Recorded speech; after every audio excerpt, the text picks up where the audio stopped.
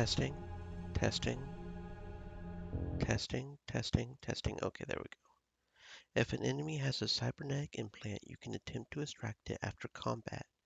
These implants are old and had many previous owners, so you'll have to repair afterwards if you want to use them or sell them as is. If your skill is too low, the implant will be damaged beyond repair. Don't forget to assign a biotech specialist in the party management screen to handle these extractions. I don't know why OBS keeps having weird freeze up issues. This is somewhat annoying, but as far as I can tell, it's not affecting the stream any, so we're probably fine. It's like OBS itself freezes up for some reason, like the actual system, but it doesn't seem to not be working. So I don't know what's going on there.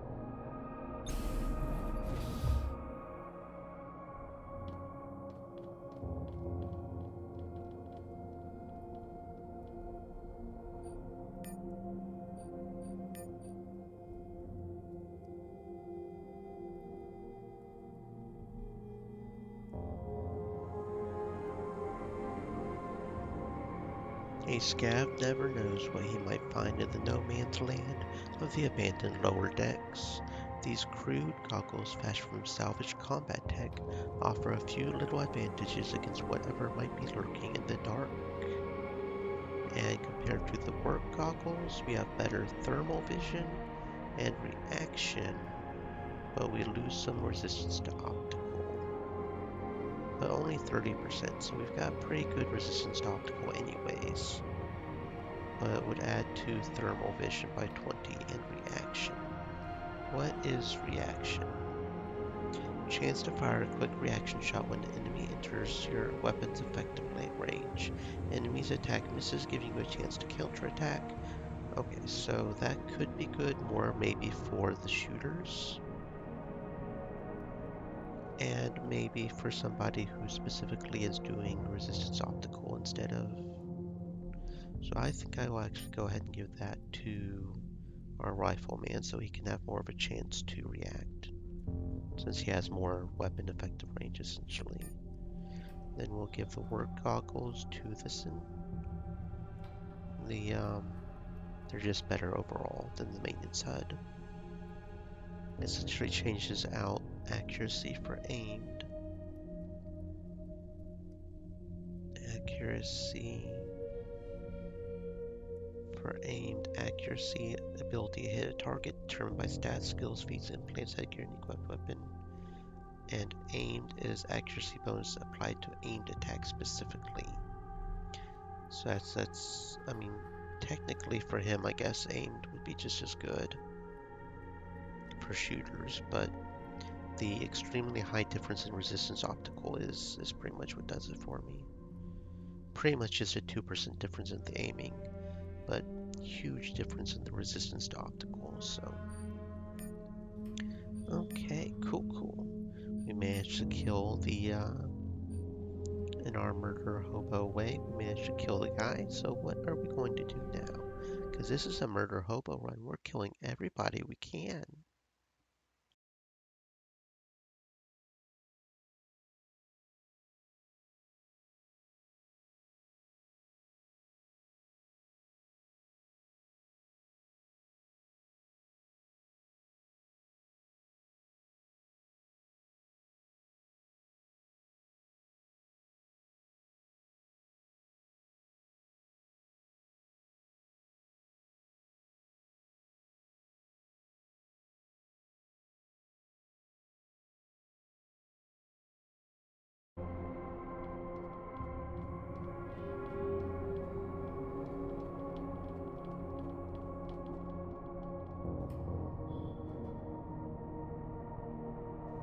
As you step within range of the autocannons, the access card vibrates slightly and its indicator light glows green.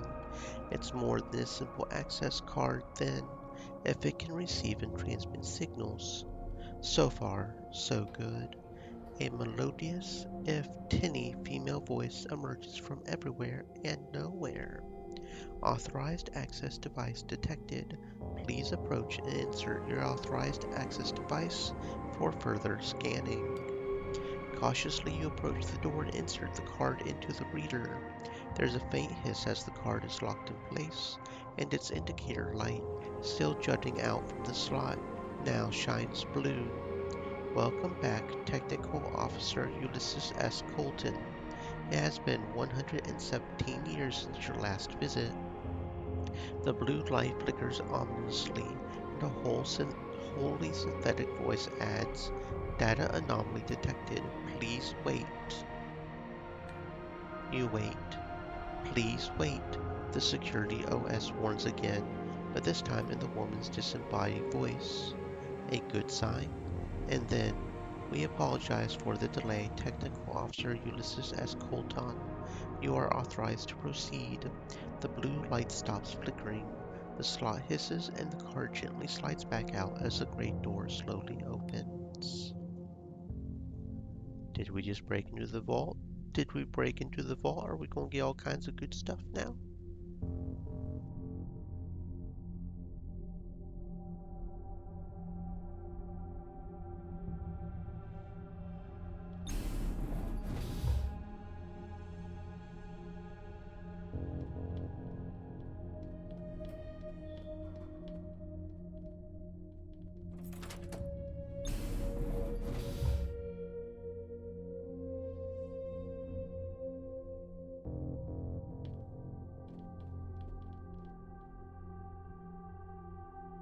The dead man is missing half of his head. His ocular is far too damaged, but the upgrade chip might still be intact.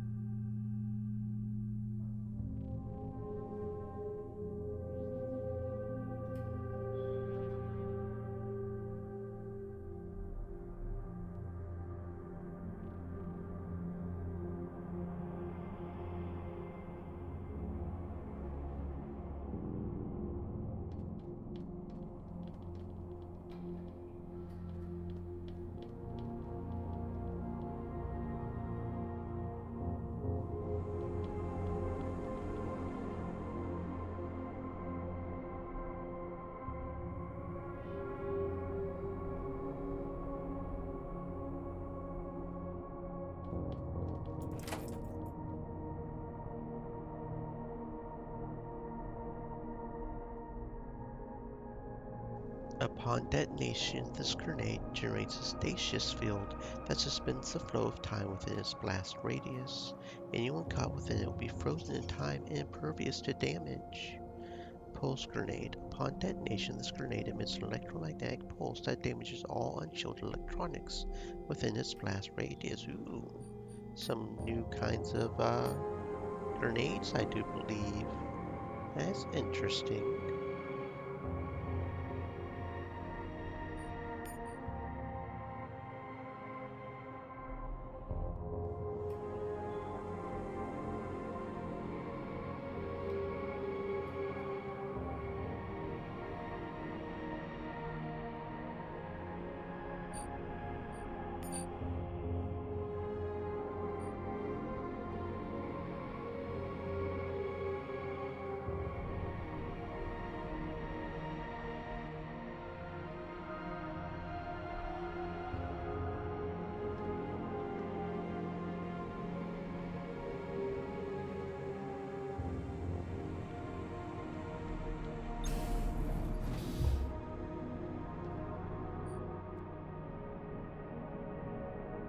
Energy armor, light. This torso-mounted device generates an energy field which absorbs all incoming damage for a short time. Interesting.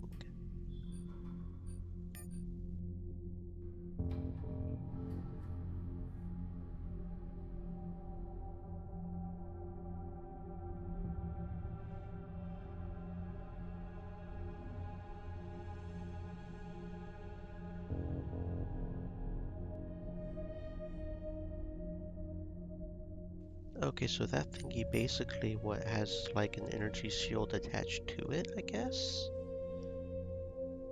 I'm guessing the sneak penalty, so it's like we can't sneak with it. Is that what it's saying? Pretty much. Yeah, some pretty good stats overall too. The projectile melee and energy are pretty good. The armor handling is -4. That's interesting. I think mainly just for the projectile energy, I'll make sure. I don't know if I want to equip it on him though, because from what I understand, the shields are not good for melee characters, because you have to lower the shield in order to physically hit them, as I understand it. So maybe go ahead and put this on him. Yeah, okay, so that does count as the gadget. That essentially counts as the energy shield gadget. That is interesting. So yeah, we don't want to put that on our melee character because, as I understand it, that would we would have to lower our shields in order to do that. That's fine. All of our ranged characters now have an energy shield, which can absorb damage, which is pretty cool. Playing on easy difficulty, probably don't have to worry about that as much, but you know, we're still want to make sure we're as outfitted as humanly or inhumanly possible. So, Okie dokie.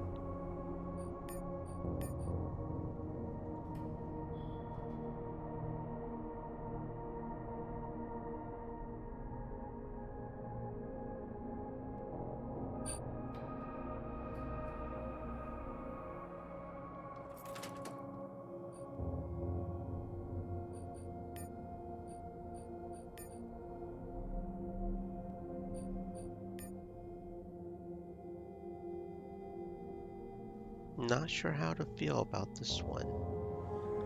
From what I understand so far in the game is energy cells are really difficult to get to because that's old world tech. So I don't know if we'll be able to have so any energy weapons might be a bit tricky to use.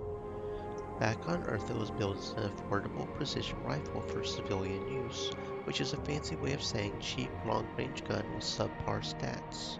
Here in the land of crude firearms, even a subpar energy gun is king. And that is so much more damage. But takes cell ammo, which we don't really have a whole lot of. I guess we could equip it for backup in like a boss fight maybe?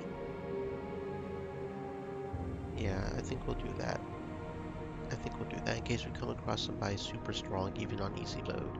We can have that as a backup, I suppose. And then it'll feel weird not having a melee, so if he gets backed up and has to fight melee style, that might be bad, but we said the machete was better than slicer, right? Accuracy grades. Main thing is the reaction is potentially useful. I think that reaction only counts for machete, so they would have to be close to her to have the reaction.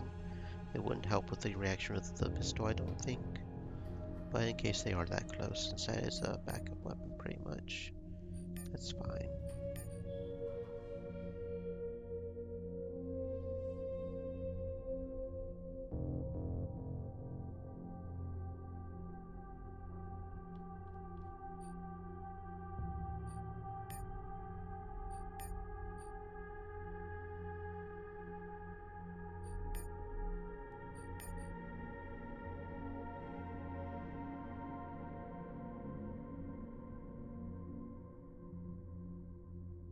Tactical Sat Vest. Centuries-old reactive armor using lost tech from Earth.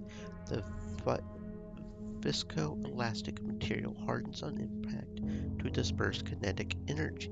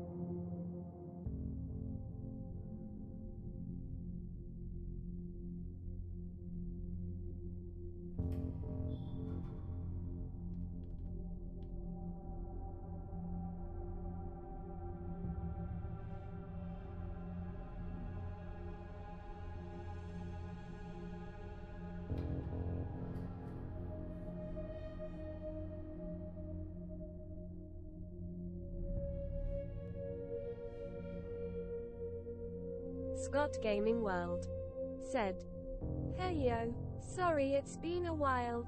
Hope you are doing well." Hello, Scott. Welcome on in, friend. I hope you're doing fantastic. I am also doing well. Thank you for asking. I hope you've been staying safe.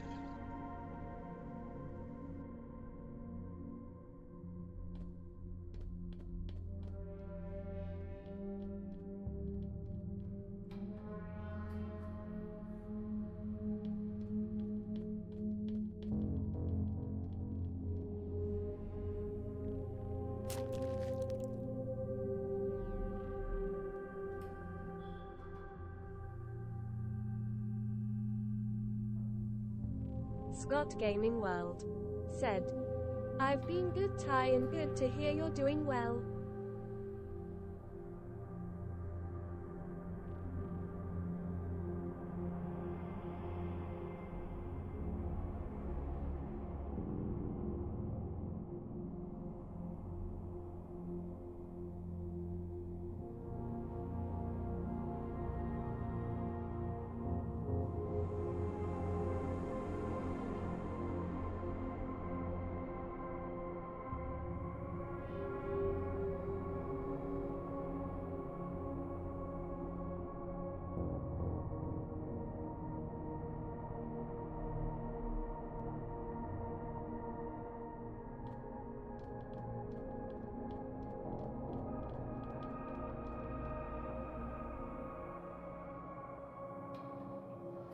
A strange machine, like a shiny metal tower for gnomes, flanked by four round engines, hovers in a large pit.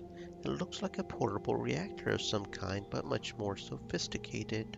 The only thing you know for certain is that anything mothballed in a stasis field for centuries and layered with security measures must be worth a lot of money, if you can find the right buyer. Hey y'all, ever seen anything like this before? "Can't say that I have," says Evans, looking for any markings that might indicate the machine's purpose. "It's colony tech," says Faith. "There's plenty of it in the cargo hold, mostly mining and surveying. What makes this one so special?" "What do you think it's worth?" "On Earth? Might be billions. Here?" Faith shrugs her shoulders skeptically. "The monks would know," Jed says reluctantly, "but their knowledge comes at a very steep price, and I'm not talking about money here." The monks? Those damn cyborgs from the ECLSS.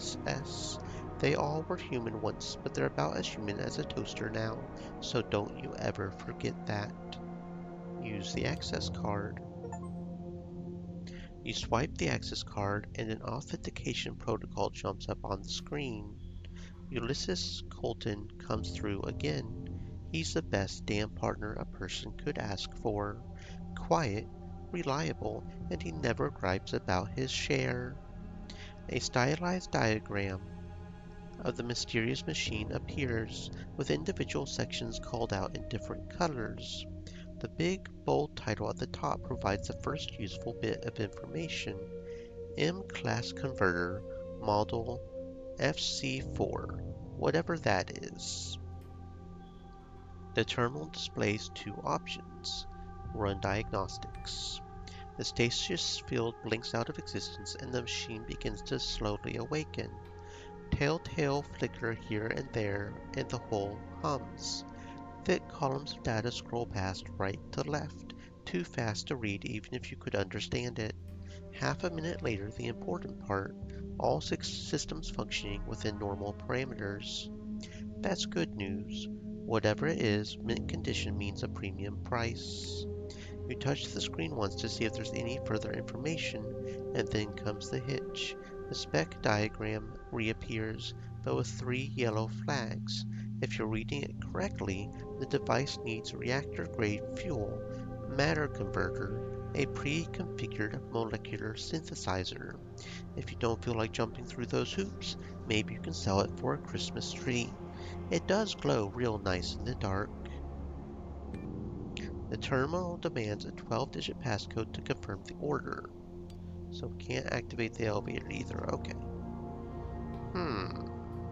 Does that count as... Yeah, okay, the Holy Grail. Report to Tanner.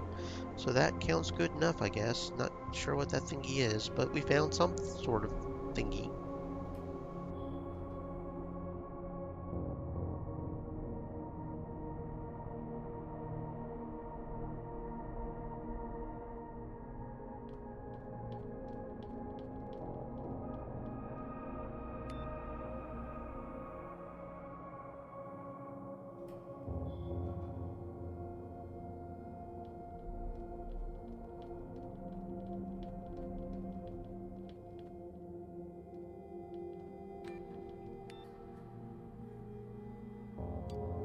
Okay, and we've managed to find some implants, so we might as well install those, right? What did we find again? I'm a bit slow, so I can't always remember. We found a motor cortex, didn't we? I think that's what we found. Originally designed to restore impaired motor function, the spinal implant became an overnight sensation among competitive athletes. MTX5 coordinates and accelerates impulses from your motor cortex to improve movement speed. In healthy adults, the increase is modest, but in the world of professional sports and gunfights, even a fraction of a second can make a huge difference. Please be advised that once this implant is installed, it can't be removed without causing severe physical and nervous damage. A steel needle pierces your spine and your whole body goes limp, hanging like a puppet from the restraints. Your consciousness lingers like a ghost, an outsider watching the machine saw into one of your vertebrae until at last you fall into blessed blackness. You awake an hour later from the ache in your spine. You try to wipe the sweat from your face, but instead of the sluggish response you would expect under the circumstances, your muscles contract like soldiers snapping to attention, and you almost hit yourself in the face. This may take a little getting used to, but you like what you see so far. And we also got an upgrade, didn't we, for our ocular? The Glare Shield, 20 thermal vision, 20 optical resistance. Okie dokie. Getting ourselves upgraded. Very cool. And didn't we also get a data jack? I feel like we also got a data jack, but I'm not completely sure. Yes, we did. Neural uplink. And we can also put the bionic eyes into somebody else if we wanted to.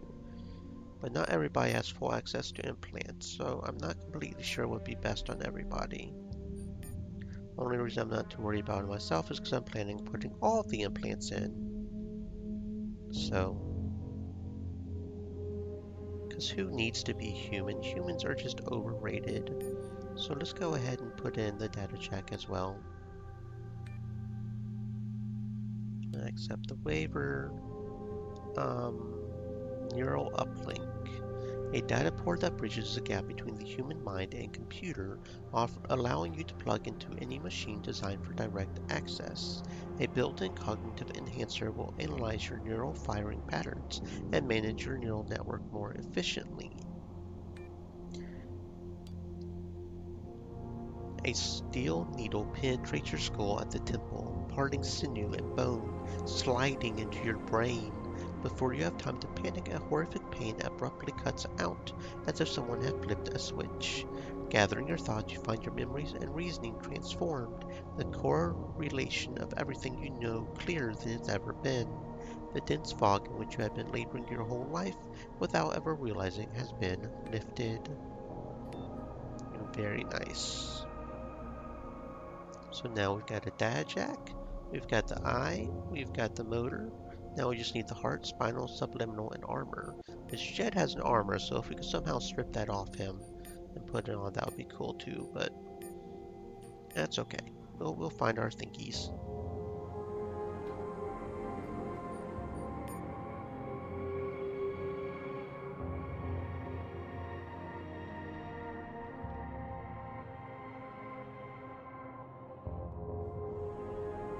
An odd-looking terminal, its screen dark and keyboard locked. Fortunately, the card reader slot is glowing softly and invitingly. The screen lights up, but not to welcome you with open arms, but to inform you that access is denied and graciously allow you to submit a training authorization request. Ask Faith to handle it. Without the access card, it would have been impossible, but now that you're in, it doesn't take Faith long to convince the system that Technical Officer Ulysses Colton requires extra training to become a more productive member of society. Okay. Um, Crisis intervention sounds good. No. Riot control. Riot control.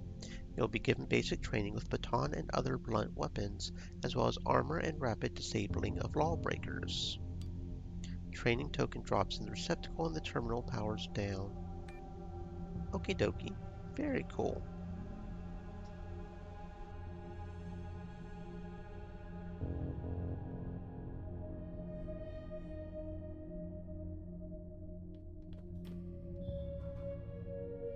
I think that's got this thingy pretty much looted out. I don't see any other thingies we can interact with. I don't think so. I don't think so. I think we've interacted and looted everything. I think. Except for over here, but we don't have computers 9 or lockpick 9, so we'll have to come back here at some point for that. And we just gotta figure out what that thingy is for anyway, so I guess we can start heading back out. Yeah, I'm not seeing anything else to loot. So yeah. Now what's this thingy over here? Not sure what this thingy is. We'll go over here and check this thingy out. We do, yeah. Okay. Yeah, that's what I thought. Because we have to squeeze through here. They don't auto path through the squeezy parts.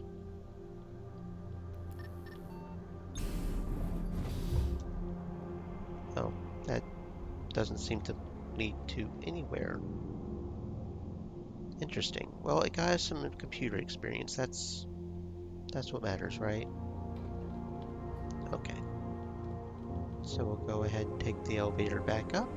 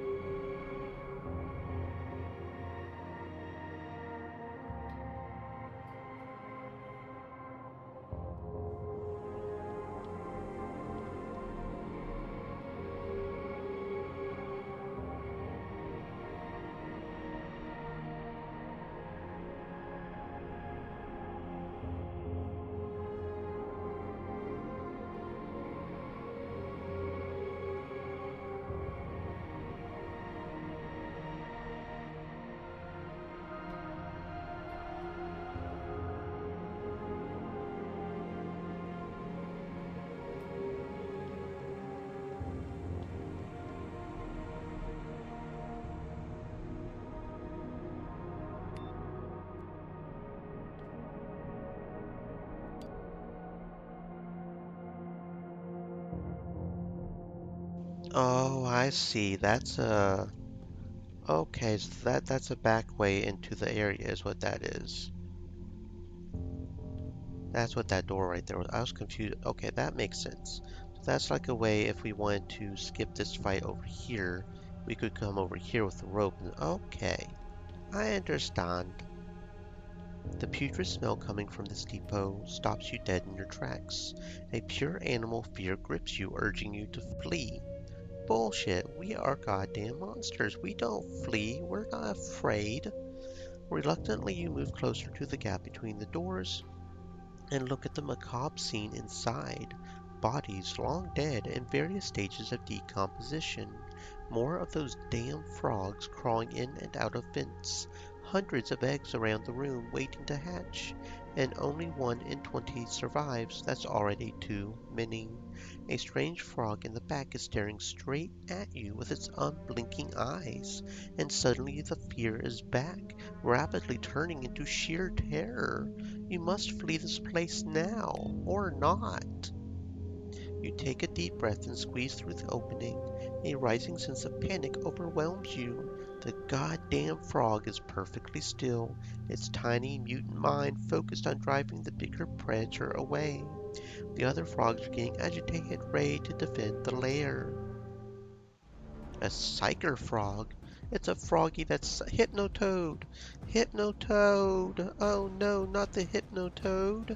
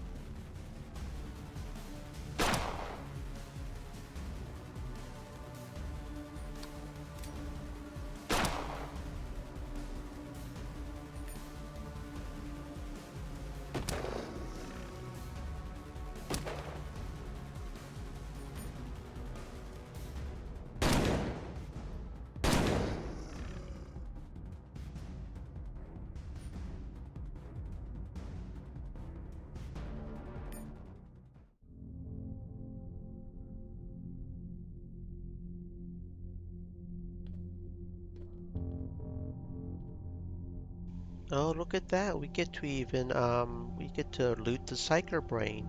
I wonder what a psychic frog brain tastes like. I bet it tastes interesting. Slimy brain extracted from a psyker. It's a quest item though, so we can't cook and eat it, friends. Sorry. As tempting as that might sound. Okay, is there anything good in this area? Oh, we have some corpses we can maybe loot over here. Neural uplink appears to be in good condition, safely extracting it. Ooh, very nice, a neural uplink. What's over here? Go through the dead man's pockets.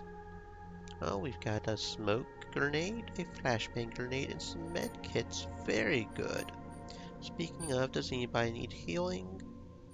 Don't think we really got too badly hurt there. No, no. That would be 8, 9, so that would be a waste of the med kit. Nope. We don't even need healing from that fight. That was a fairly easy fight. Let's see, anything good in this lockpick box? A regen, aggro, and some more med kits. Very good. Okay. Let's see, it's probably everything in this area. So we can probably go back down to the thingy-ma-bob-bob.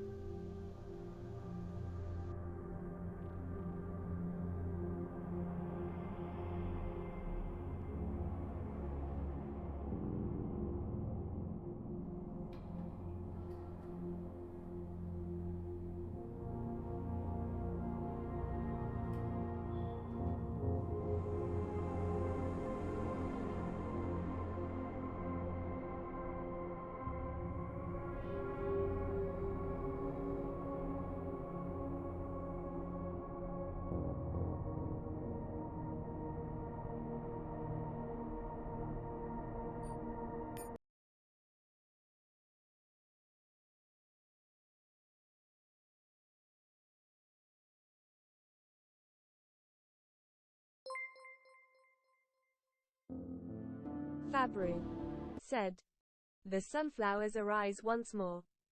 Petalover said, "The sunflowers arise once more." Oh, hello there, friends. Welcome on in. Welcome on in. I hope everybody is having a fantastic existence. I hope you had fun playing whatever it was you were playing. My name is Jade. I am a unicorn turtle. I am a little slow, but we get there at some point. And Sunly Live everybody has a said, little bit of "Hello." unicorn magic or something special in them. Hello there. Hello, Stream hello. Elements said, "Look who's We're just decided to come playing a little swimming with bit of us. a This is their channel, post-apocalyptic game. https We're colon not slash completely slash sure what we're doing the vast majority www.twitch.tv of the slash time, sunly underscore live." but we just visited a armory, and now we're going to go report back to Tanner about how we managed. Let's see, Tanner was. Now we gotta go report back to Tanner about completing that. That Tanner was he was at Whiskey Jack. No, yeah, he was at Whiskey Jack, wasn't he? Sunly No, Live not Whiskey Jack. said, "Oh, looks epic." Yeah, it's been fun so far. I'm honestly playing on easy difficulty. We tried for a second to try hard, but on hard, because there's two modes. There's no medium mode.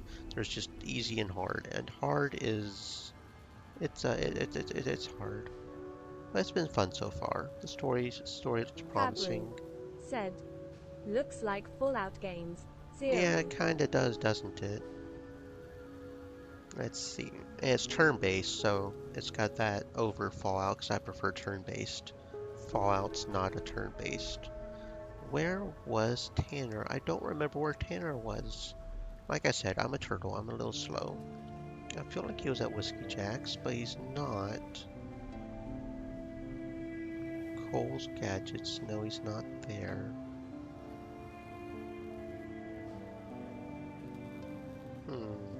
I don't remember the name of it. It's a bar. Promised Land, that's it. He was at Promised Land, wasn't he? I just think of Promised Land as a stripper joint, not a bar. Anyway. No, Tanner's not here. Gosh darn it, where is Tanner? Oh, there he is. He was at Whiskey Jack. Okay, silly me. Silly, silly me. Tanner, we found a weird, strange thingy that we don't know what to do with. Uh, tell him what you found in the armory. A converter, Tanner says, visibly disappointed.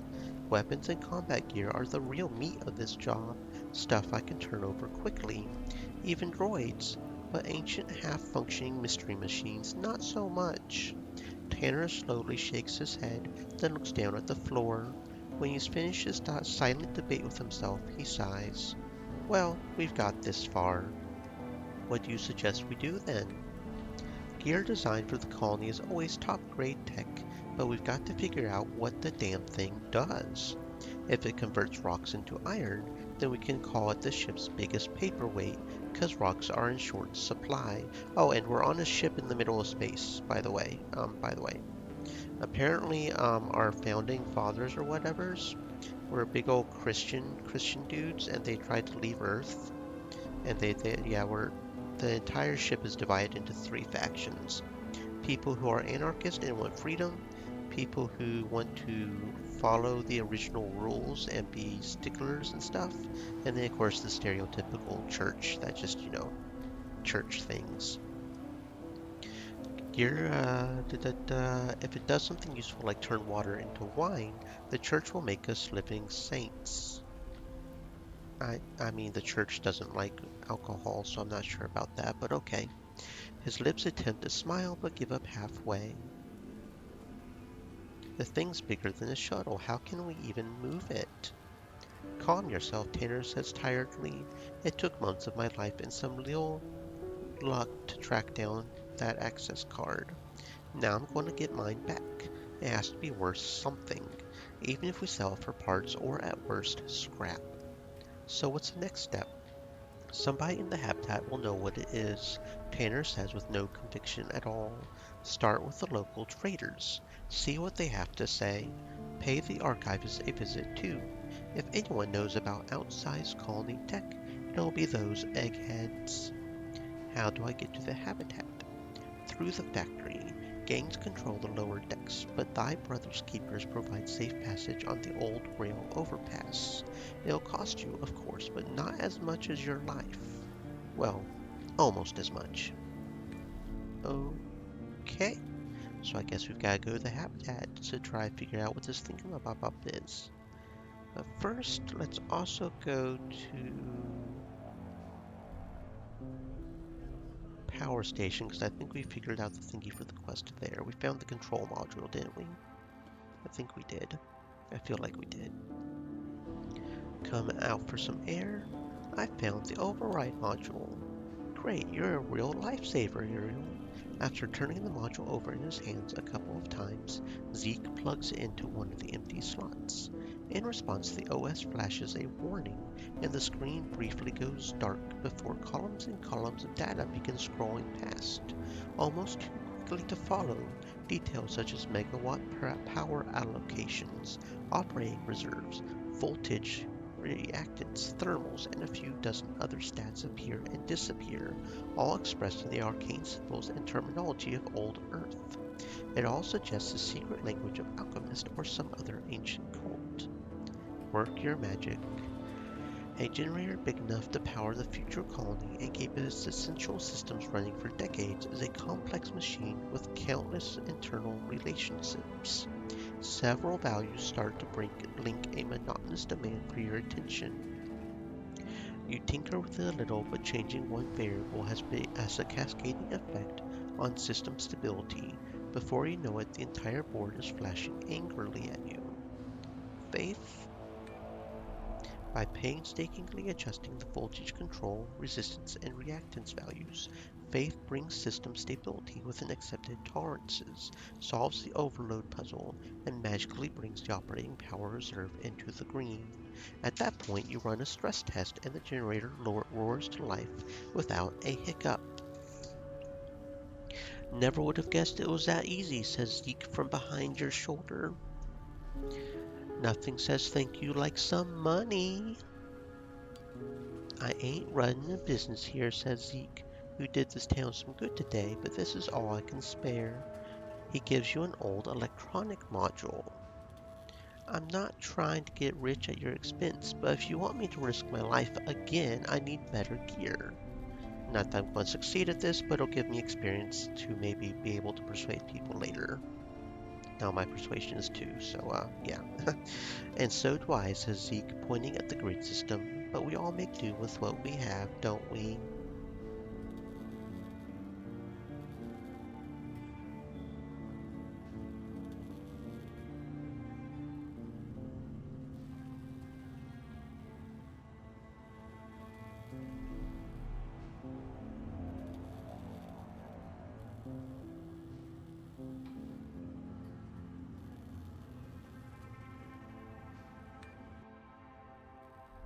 Okay, and I believe we also got a training token.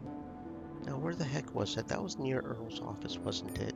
I don't think it's a dedicated point by itself, but there's also these amazing devices apparently over here and here that can hijack our brain and automatically train us and stuff. We found a token that we need to use it. Hey, guy.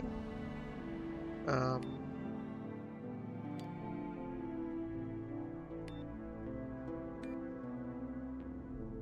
I have a token. Look at this. Is that what I think it is? Asked the proprietor, examining the antique token with interest. You think it still works? Well, only one way to find out, isn't there? Select a token, riot control, so that'll give us better blunt, armor, and critical strike, which is exactly what we need because we're running a let's hit them with our hammer type of build. The machine hums to life as soon as you recline in the seat. Once a token's been authenticated, a cable darts out of an aperture and sinks into your uplink port. A colorful 3D abstraction comes up on screen, presumably representing your neural network. After a few seconds of quiet deliberation, while the AI cycles through and highlights routes and branches of the maze, it settles on building a new neural pathway between your motor cortex and the muscular system. The biological software not only grants you the equivalent of a 6-month training course, but creates a set of new muscle memories. From now on, the trained actions can be performed with little or no conscious effort. You suffer a severe disease spell when the process is complete, but no other ill effects. Look at that, got ourselves some level up. Very, very cool.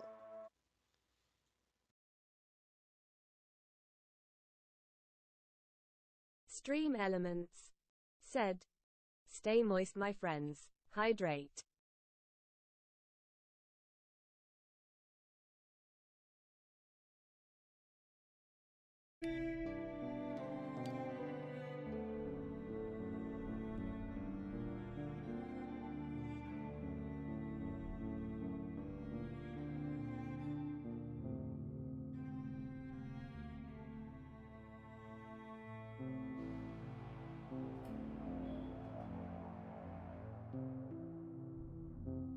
Sunly Live said, "OMG, I need to say that you have a really relaxing voice." Oh, thank you very much. That's kind of the aesthetic we're trying to go for. We're just, chilling in the lake, just enjoying ourselves. Now, let's see, where do we want to go next? We have 2 quests now for hydroponics, don't we? Oh, thank you very much for the follow, friend. I'm glad you're enjoying yourself.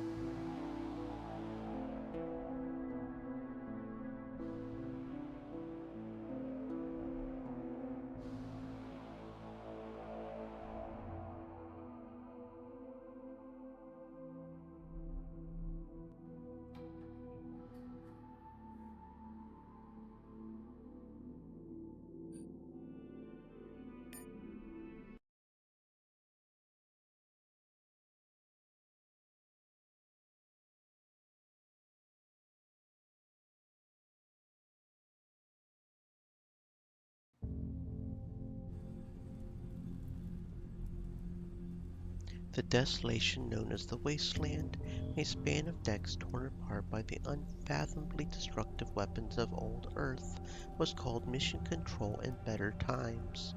This was the ship authority's domain, an impregnable stronghold and the seat of power.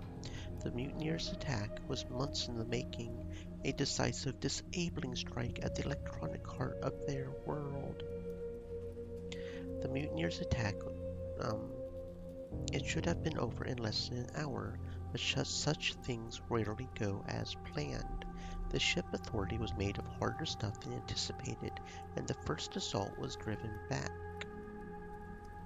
In the following months of attack and counterattack, the mutineers' failure to quickly secure the complex cost them much in lost lives and spent firepower. When forced to surrender ground, both sides adopted a policy of destroying anything not of immediate use, so as to deny it to the enemy. Decades later, deteriorating conditions at home began to drive explorers and treasure seekers farther and farther afield until a lucky group wandered into the fringes of that fabled battlefield. When the first news trickled back of decks littered with the technological marvels of old Earth, the scavengers swarmed like maggots devouring a carcass. Inside of a month, the first 2 decks were swept clean, but moving deeper into the seemingly bottomless ruins was a more daunting challenge.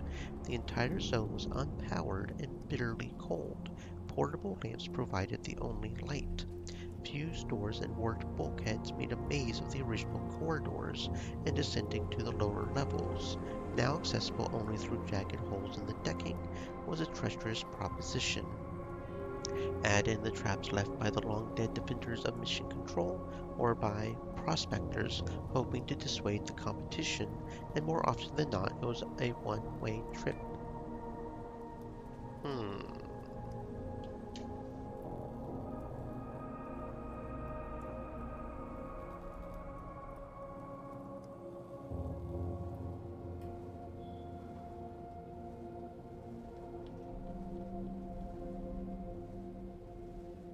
While vegetables grown in recycled water lack the minerals that soil contains, they taste infinitely better than end taps. Live frogs for clients who can afford finer things in life, like frog stew and filet mignon with fresh herbs.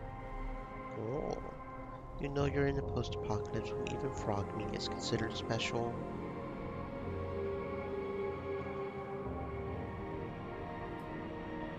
Oh, oh, oh, we can steal from the shopkeep. Let's go steal some modules. Ha ha.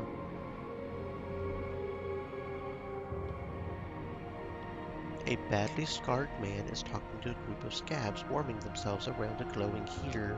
You suspect he's trying to recruit them for some task, but it's not going well. Wilson, says one of the scabs, taking a long pull from the flask. You're so full of shit. I'm amazed you can walk upright.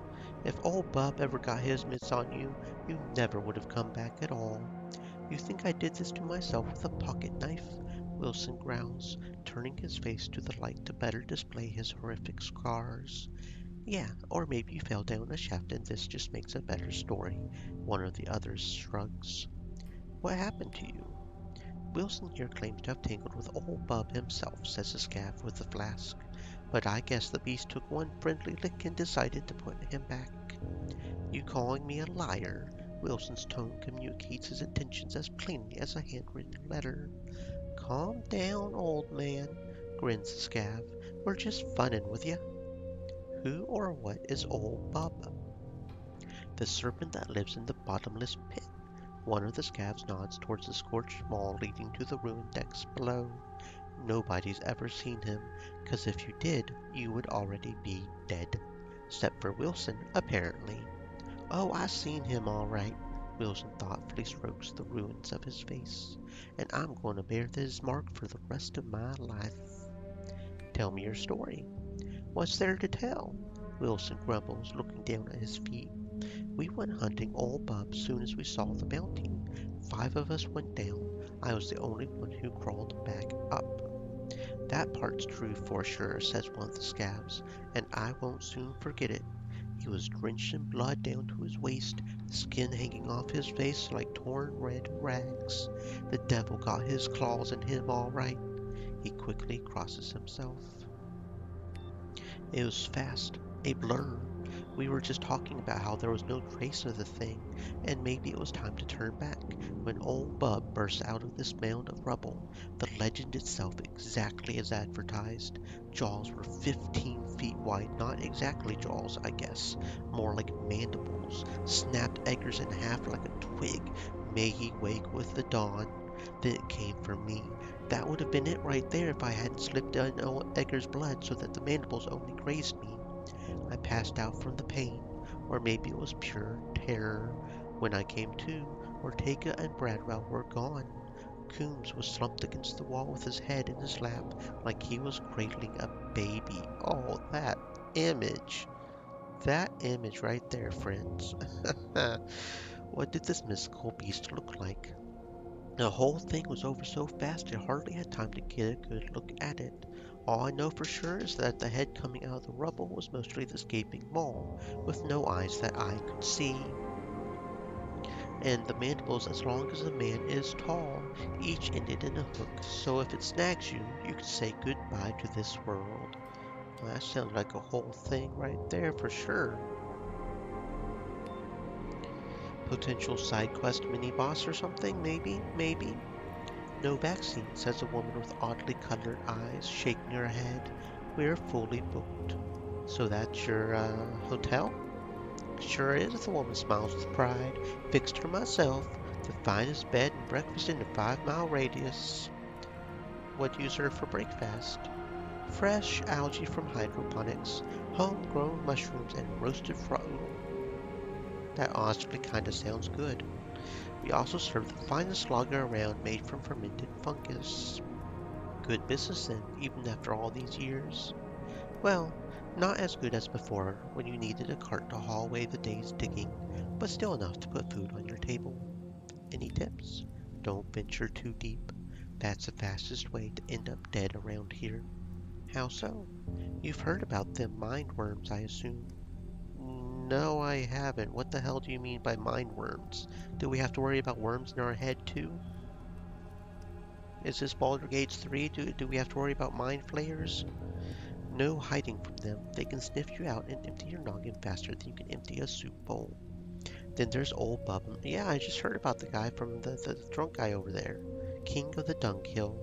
If that's not enough for you, there's plenty of two-legged predators down there, just waiting for you to drop your guard, or three-legged, you know. Hold on a second. Empty my noggin? What the hell do you mean by that? James, come here for a minute, dear, calls the woman. The man puts down his tools and walks over, waiting for orders. He's staring straight ahead, his eyes vacant and dull. He used to be as sharp as a whistle, always ready with a joke, the woman says with sorrow. Now he's an empty shell. Will he recover? It's been 6 months. He's no better than before. He can do work that doesn't require much thinking, like unloading crates or painting the wagons, but not much else. Old Bub, Beelzebub, the great serpent himself. Old Bub for sure.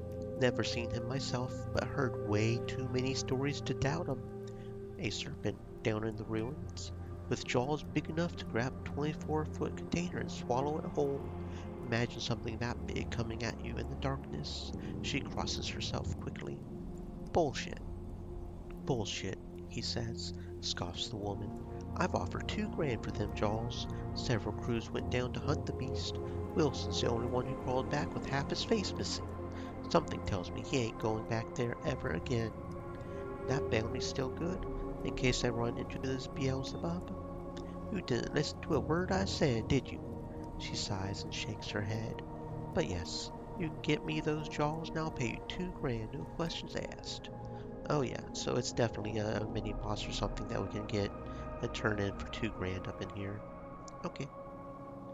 Last chance to get supplies, friend, says the storekeeper, delighted to see a new customer. Just last week a fellow crawled out of there and you know what he told me? I should have bought more ammo. God's honest truth. Do you have anything special? Oh, hello there. Anything special goes to the habitat. I can get 700 creds for this neural dampener there. It shows you a small upgrade chip. Well, honestly, we're doing pretty good, money-wise. The problem is the habitat is far away and the trip is neither cheap nor easy. How about I give you 400 creds for it right now? I'll come back later and see if I can do that and persuade him later. I won't try right now because we don't. Maybe we can figure that out later. Damage Riot Leg Armor. These armored leggings have taken too much damage and lost some of its stopping power. Well, that definitely looks pretty nice. We'll lose... Oh, there's an AP penalty. That's interesting. Well, 1 AP isn't too bad, I suppose.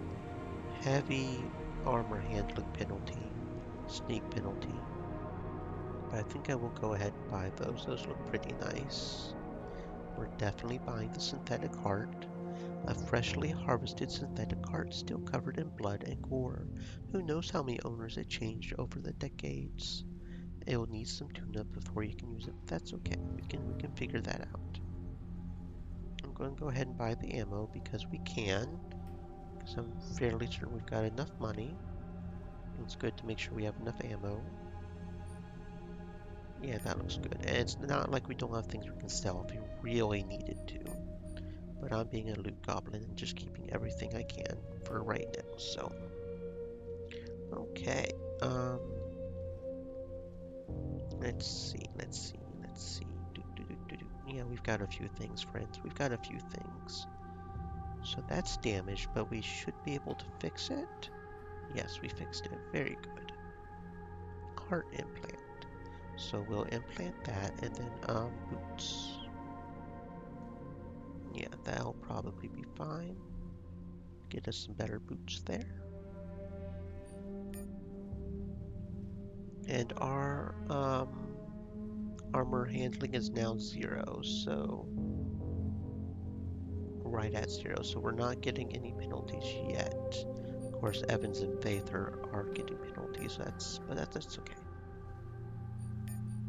Go over here and use the medical machine. Install implants on myself. Accept the waiver. Synthetic heart regeneration 2, toxic resistance plus 25%.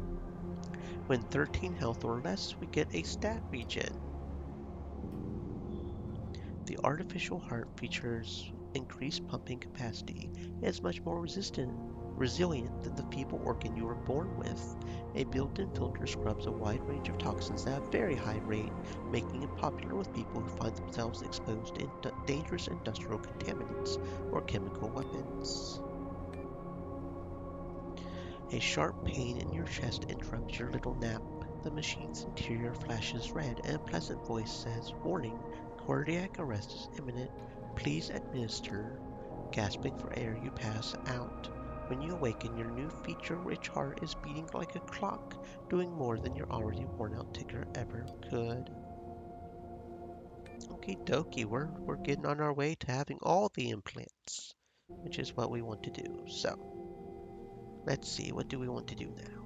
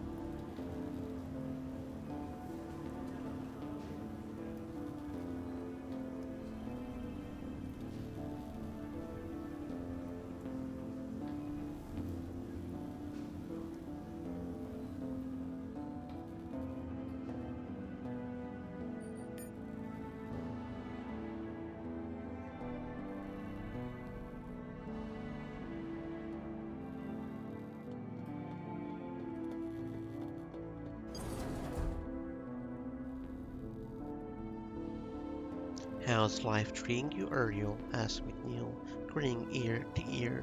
"Did you hear about that stuff we found 2 weeks ago? An anti-riot officer dressed to kill." He chuckles at his own joke. "The gear's in mint condition, like it was issued yesterday." "Lucky you." "Luck has nothing to do with it," says McNeil, insulted. "We were out there for almost 2 weeks, knee-deep in dried-up corpses. Must have been quite a fight. Armor burned through, implants fused to bones. One poor bastard's helmet melted around his head. Hell of a way to go, if you ask me." "Do you still have that gear?" "Gear that good?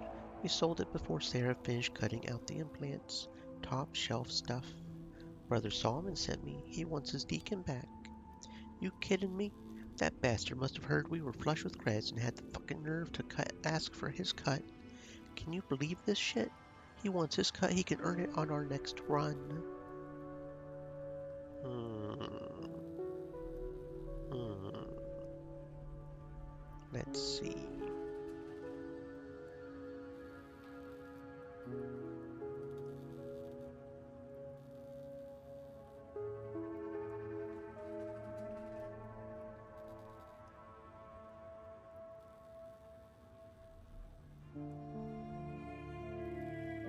He doesn't want a cut, the church does. You sure you want them for an enemy? "Me? I didn't start this shit. That fucking weasel did when he tried to shake me down." "Doesn't matter who started it. You can't win a fight against the church and you know it." "Don't make it harder than it has to be. There's 3 of us. You really think you're that good?" "Next time, Jimmy." Hmm. Sneak inside, sneak inside. Faith, she's our sneaky sneak.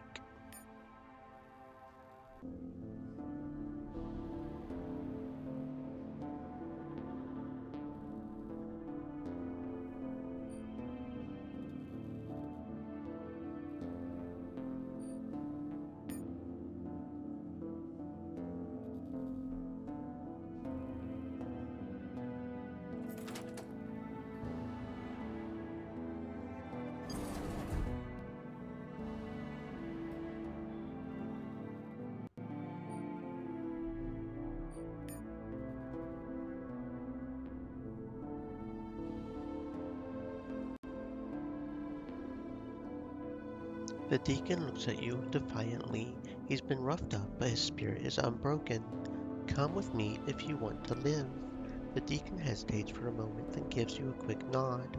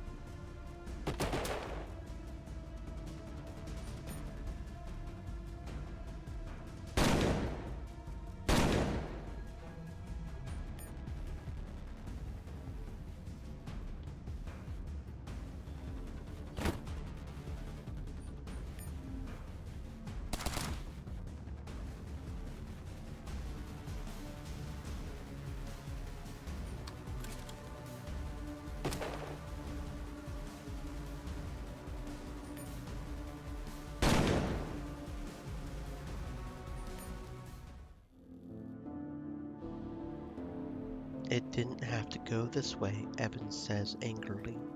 Your bond with Evans grows weaker. He didn't give me any choice. That's not how I saw it.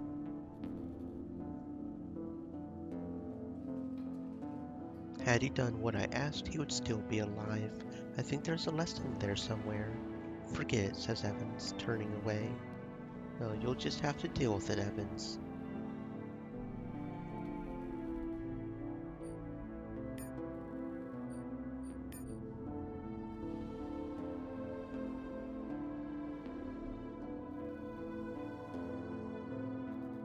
Pipe Dream assault rifle, one of the finest assault rifles to ever come from small workshops. Looking at it, you would never guess it was put together from random junk. We're not really using assault rifles right now, but that's nice, I guess. And a common respirator. I think the only one who doesn't have a common respirator is Jed. He's got a face mask, so that'll give us a 10% more toxic resist. Very good. Okay. Now we can return to the church and say, hey, we found your deacon buddy friend.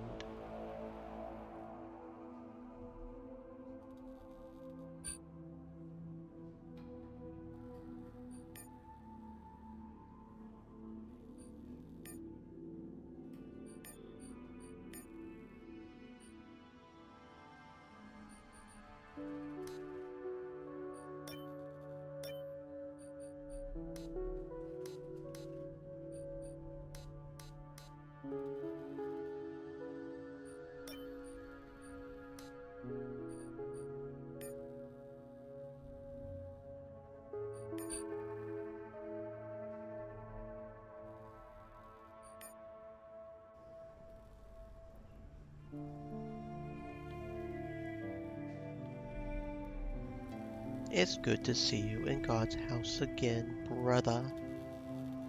Um, I had to kill McNeil to free your deacon. May he find peace and salvation, the preacher says quickly. The Lord works through many people. Some wield his word, others the fiery sword to keep the devil at bay. Will you be his sword, brother? You gain reputation with the church and your party gains experience. If it pays, well, why not? You aren't lost, brother, the preacher says gently, putting a hand on your shoulder. You only think you are. What's the job? A man came to see me. Not Braxton, not Jonas, but me. The preacher pauses, letting you appreciate the significance of this fact. He asked for help, but all I could do was lift his spirits and give him hope to last a bit longer. For I knew the Lord will send someone. Find that man and ease his sufferings, brother. You want me to find a man with no name? The man himself might be hard to find, but the source of his problem should be easy enough to track down. If you say so, friend.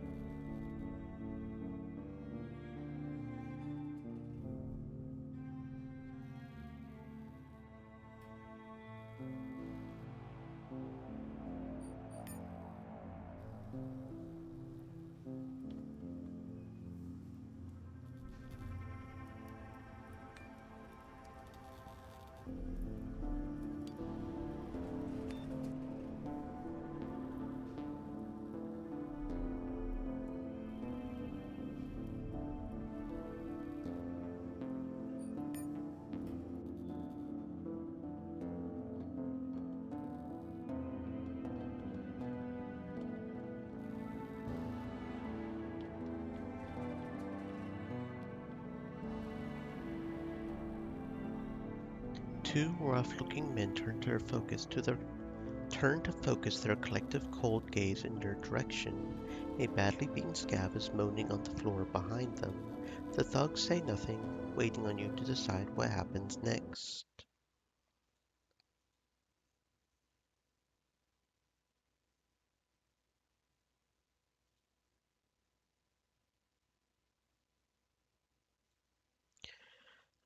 Make it your business. You want to die, fool? Initiative bonus. We're not even going to try to play. We're just going to whoop these fools up.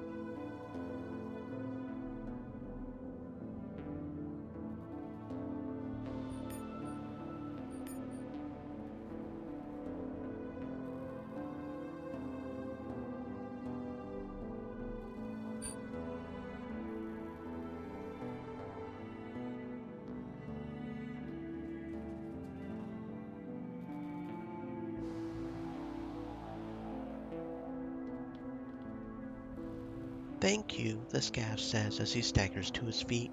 He gives one of the corpses a half-hearted kick. Fucking bastards. Friends of yours? Yeah, as of 2 weeks ago. Heard they came down from the factory after falling out with the Detroit boys. They tried to roust us for protection money. We sent a hired gun to negotiate our position, but they killed him. What's Detroit? It's the old train station in the factory. The terminals were all named for the biggest cities of the Pan-American Protectorate. I don't think these bastards will bother you again. Maybe not these, says the scav. He looks from the dead bodies to you. But these ain't all of them. Have you got time to do a little job for me? I can take you where the rest of these maggots are holed up. We can't pay creds, but we do have a disruptor. In mint condition, too. It's yours if you help us, plus whatever you find at their campsites. Might as well finish what I started. The sooner we go, the better, says the scav. I need to get some supplies first. Just give me a moment, friend.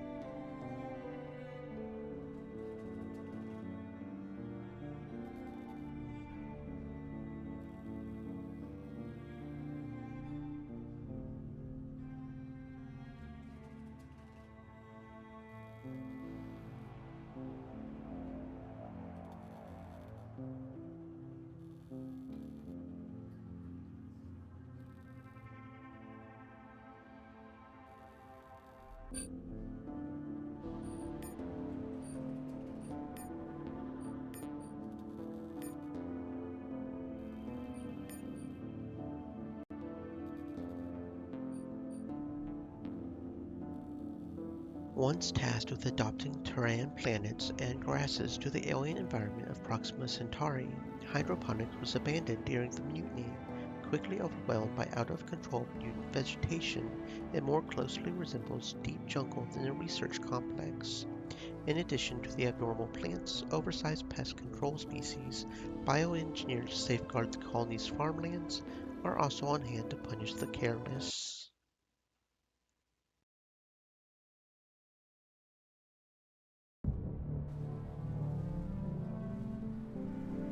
The hydroponic division was originally conceived to adapt terrain plants to the anticipated environment of Proxima Centauri. Extensive gene editing was employed to develop resistance to alien fungi and pests, and accelerated adaptation hacked into the plant's genetic code. Like many other critical systems, hydroponics was abandoned during the mutiny. The carefully cultivated flora and fauna was left on its own in harsh environments designed to propagate rapid and brutal evolutionary cycles. When men returned to reclaim hydroponics, they discovered an environment as wild and hostile as any Earth jungle. Hmm.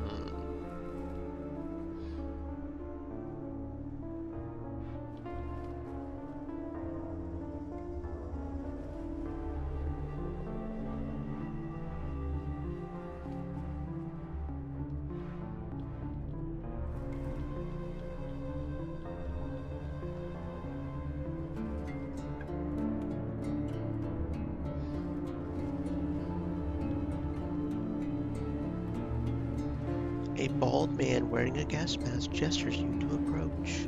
Where you can see it, his skin is pockmarked and slacked from prolonged exposure to antifungal chemicals. You're guessing the environment isn't great for hair either. Welcome to Camp Reed, he says, removing the gas mask with a sigh of relief. I'm Carlos Maney. Camp Reed. As in Simon Reed, Carlos says, the man who led the first expedition. When we had finally hacked our way into this tower, he dubbed it Camp Reed. We all thought it was the first step toward reclaiming hydroponics entire, yet here we are 3 years later, and we've moved no further. What's holding you back? Plants were sacred to the Founding Fathers.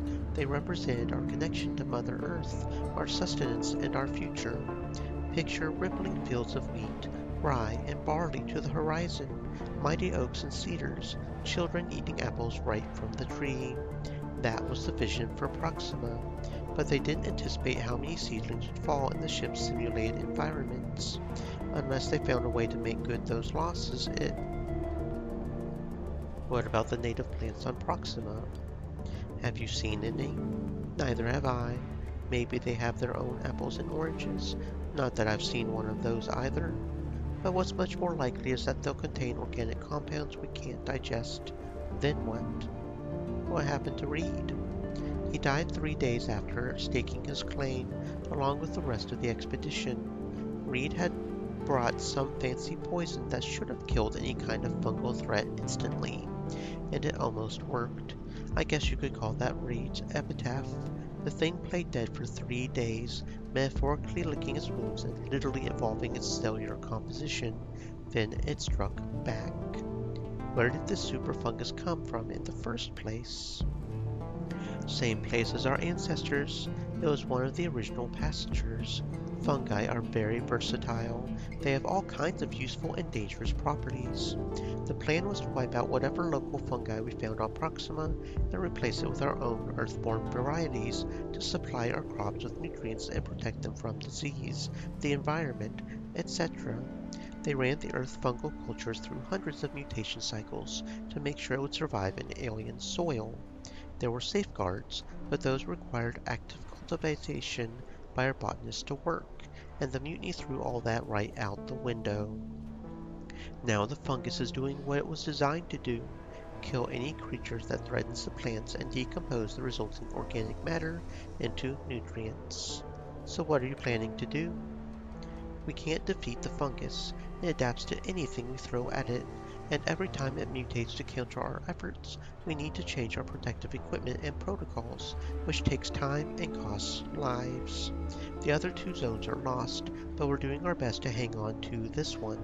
Our newest chemical agents don't attack the fungus directly, but prevent it from spreading here. Stopping it without a direct challenge has been our best strategy so far.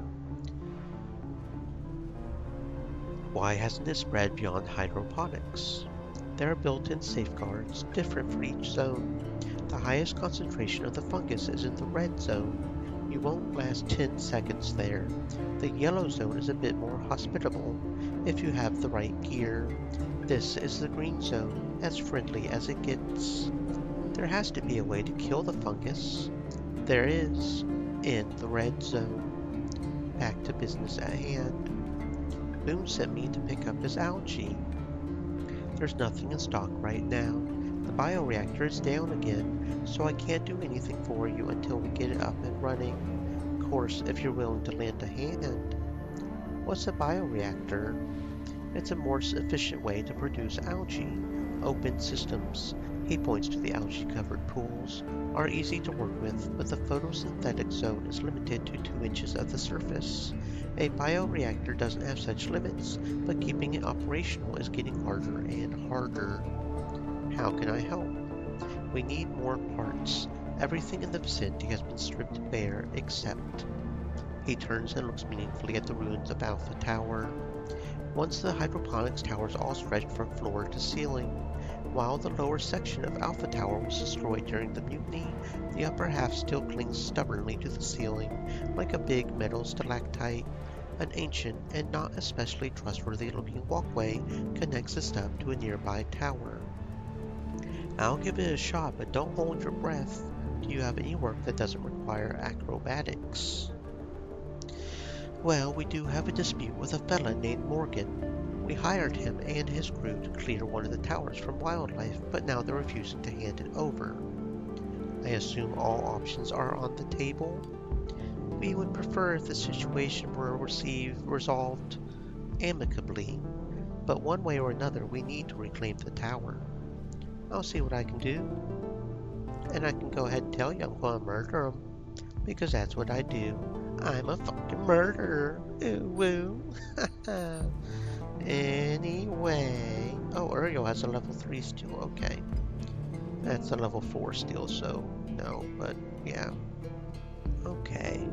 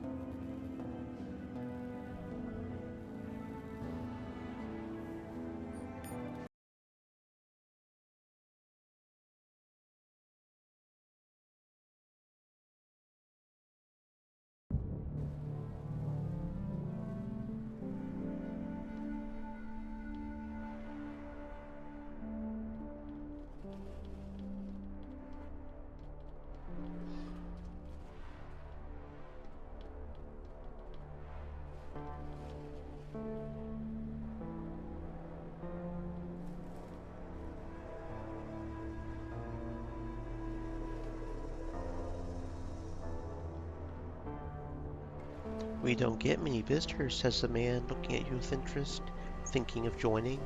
That's a nice mask you've got there. I had it custom made. Let's see, what do you have for sale, friend? A Granger coat. A Granger never knows what dangers he will face next, and this all-purpose coat's design reflects his frontier philosophy well. Well, how is it compared to my current coat, the Scrapper coat? It's overall better. Less armor handling, of course, but that's usually the danger, so Yes, I would very much like that coat. Welding boots. I don't think we've seen this before. But they're not as good as the damaged leg right armor, so we won't worry about that. That's full arm armor, so we don't want that, because if I remember right, that replaces stuff, and we don't want to do that. Tactical arm guards. That looks very nice as well. Scavenger goggles. Better thermal vision, lower resistance optical, and better reaction. And I said I was going to do that on the ammo guys, right? Hazmat respirator. That's even better than the common respirator. Okay. Very nice. We'll go ahead and trade that in. Let's see. So the respirator on me, the ranger coat as well, which starts putting me into negative armor handling, but that's okay. I'd much rather be able to tank than evade and react. Okay, and then the tactical arm guards as well, yeah. Putting me even further in the armor handling, but that's okay. Let's see, Evans already has Raider and Scavenger. Okay, that's pretty much even, it's just melee or energy. And then we want to switch yours out, because that's just better, period. You already have the respirator. And then Raider arm guards are better than shield. Better melee at the cost of handling, but that's okay. You also have a scrapper coat as well. I think everybody else has a... Actually, I'm going to go ahead and put on the scrapper coat so it's more even. Because I think everybody else has a scrapper coat. No, you have a trapper coat. Okay. Whatever. Yep. Okay. Looking good, looking good.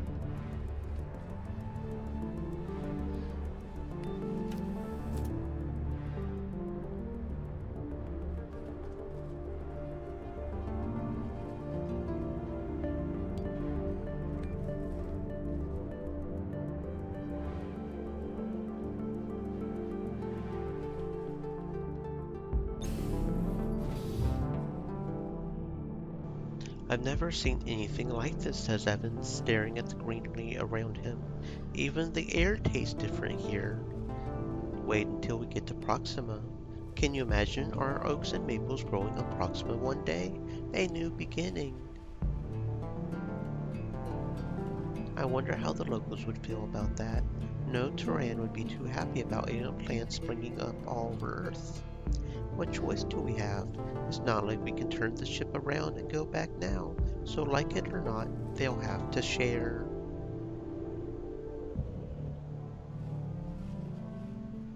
And if they don't, they'll come around once they see they have nothing to fear from us. Let's get going. We wasted enough time already.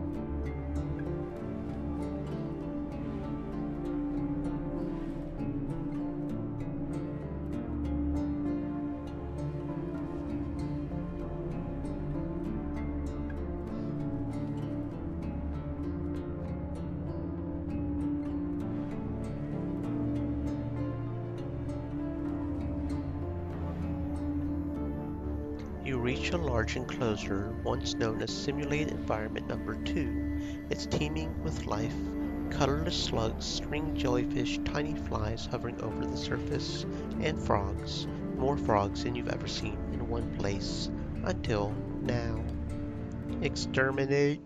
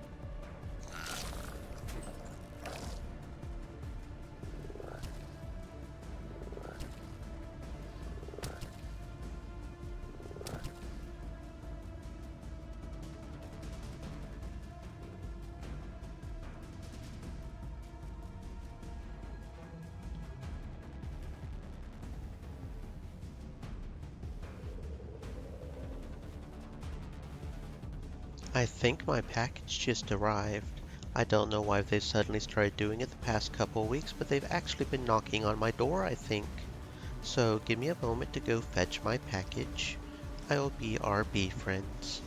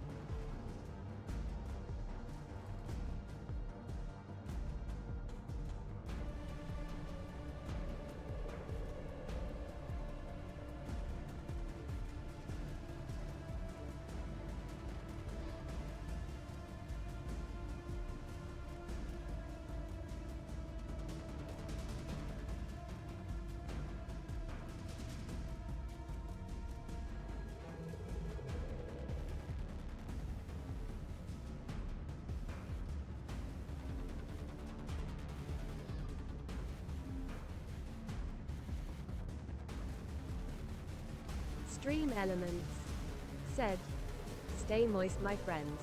Hydrate."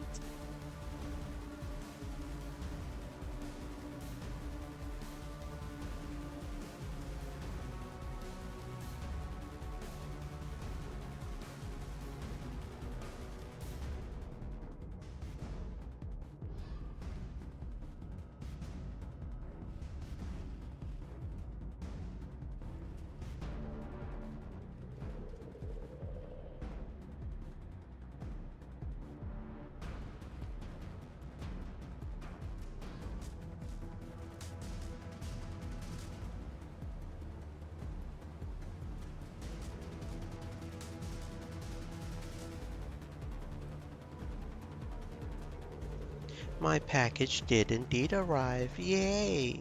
HelloFresh is a fantastic service. If nobody here knows it, I do strongly recommend you try them out.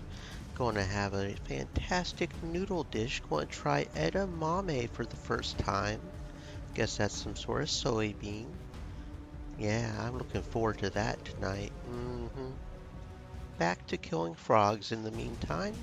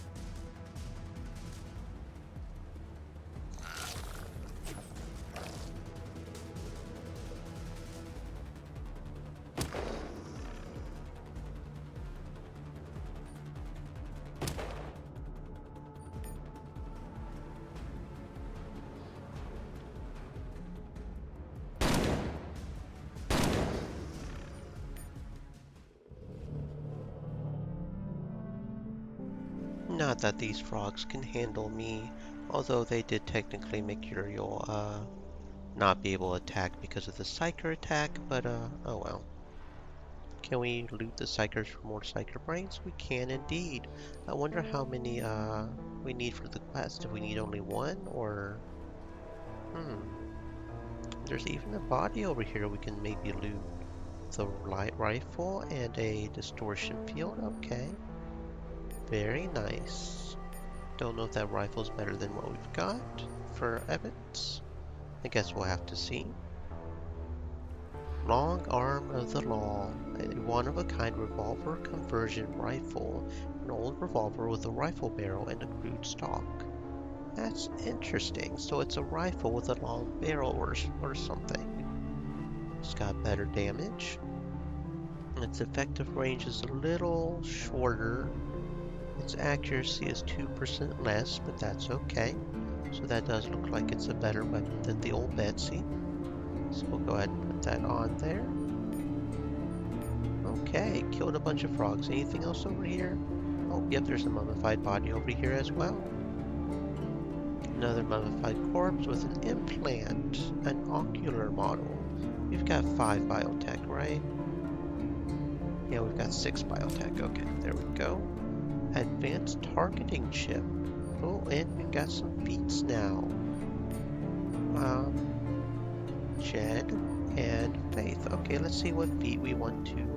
Jed is honestly mostly here as a tanky shotgun boy, so probably something with combat.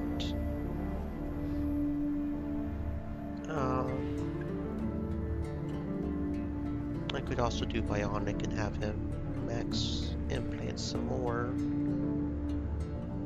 Range, we could also just have him do better weapons. Range 25% skill gain retroactive.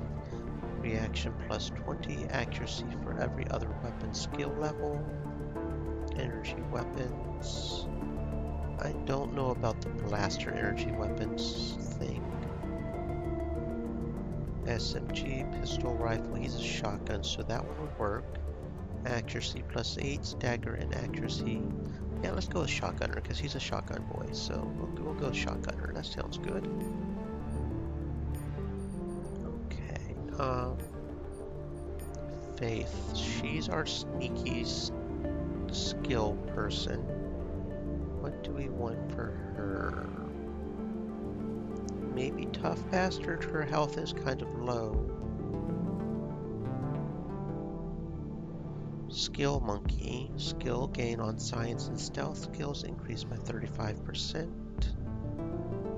Yeah, skill monkey. Let's go skill monkey. There we go. Okie dokie.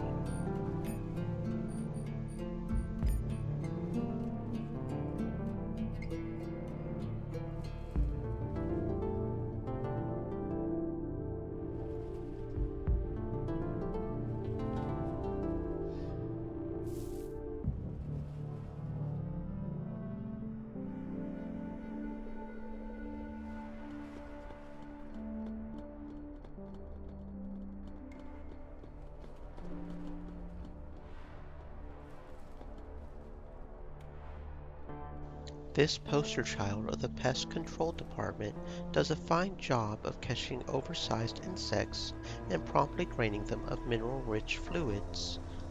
Our future farmlands will be safe from proximian bugs and rodents, thanks to this plant right here. Zoomed in so you can see it a little better.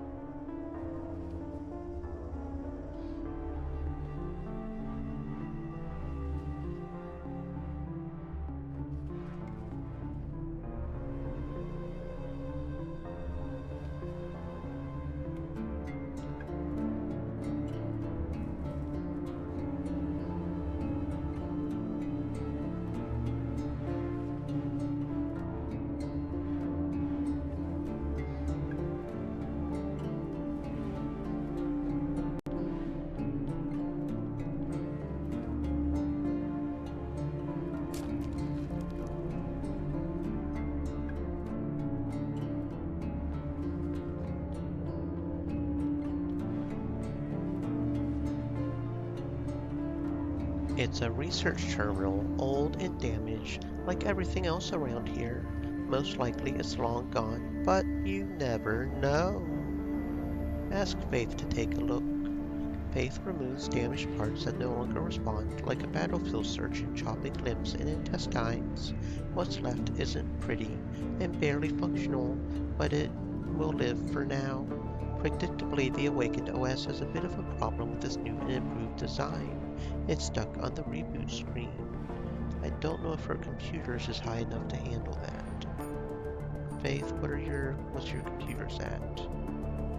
Okay, yeah, no, you've got 5 computers, we're good. Faith, you're in. Unfortunately, the OS is too corrupted and the drive is too damaged to allow unimpeded access to the research files. But you get a pretty good idea. Genetically modified frogs, dirt cheap and easy to breed, were used as pest control for centuries. Their small size made them vulnerable to predators, so certain adjustments to their genetic architecture were recommended, along with behavioral changes. Going over the attack and evasion patterns gives you an insight that might elevate you into a predator rather than prey. Frog Hunter, accuracy 12, evasion 12. Is that just against frogs or is that general? Well, even if it is just against frogs, I guess I probably should have waited to kill all those frogs until I had this, apparently. The more you know.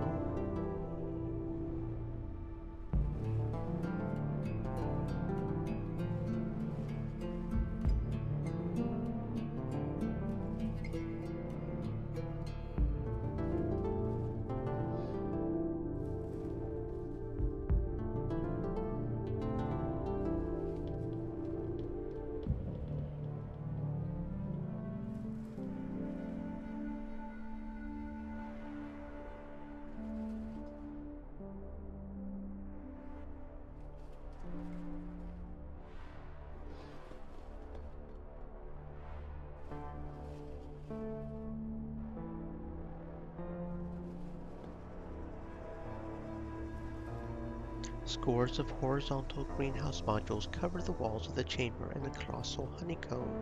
The hydroponic lights failed a long time ago, leaving everything to wither and die, but some specimens have adapted to the new environment. A few, disturbingly, have even come to thrive. You're about to take a step forward when you spot the telltale signs of a nest deep within the greenhouse module. Whatever's inside, you can handle it. Mistaking your fleeting interest for an all-out invasion, a startled frog jumps out to defend its home. Aw, a single little frog. We just killed like 5 of you dudes, so you're not very scary, friend.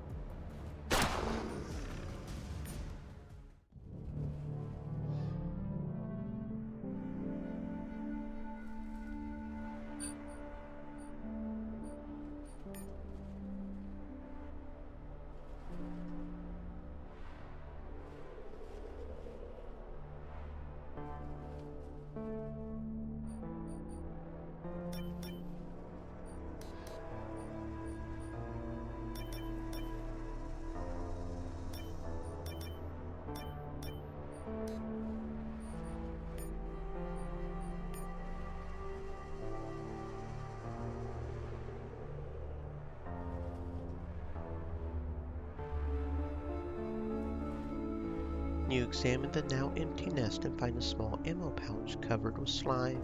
Fortunately, its content is in near mint condition, 16 shotgun shells. Okie dokie, that's what's up, I suppose. Let's see what's over here. That looks like it could be fun, whatever that is, but there's something over there too, looks like, so let's, You hack your way through foliage until you reach a clearing in front of a heavy door, marking the end of the green zone. Your arrival catches the attention of a large star-shaped mound of mutated flesh, another gift from the hydroponics' brightest but misguided minds to their grateful descendants. An avid predator and an opportunistic feeder, the starfish is an excellent addition to any terraforming arsenal.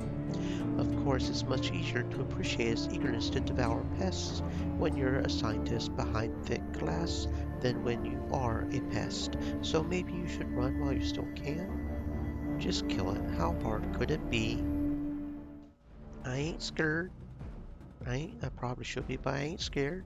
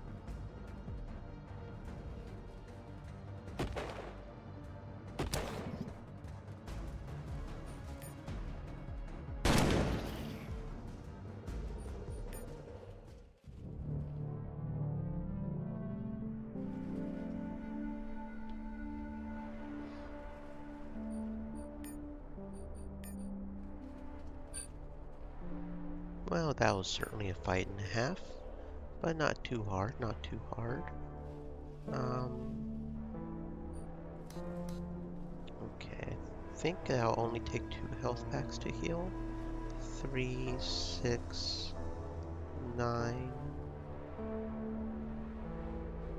Yeah, only 2 health packs, so... Alright, that wasn't too hard. Hopefully we got some really good stuff from that too. From that corpse just now, let's see. Biolab gas mask. A rebreathing unit typically reserved for biolab personnel working to adapt Terran bacteria and other microorganisms into a terraforming juggernaut. It'd replace the biolab gas mask, I guess. And it is considerably better for resistance to toxins. It does reduce armor handling a little bit, but that's 80% resistance to toxic, and it removes our eyes as well, so actually no. Because we don't want multiple things, do we? We don't roll with the multiple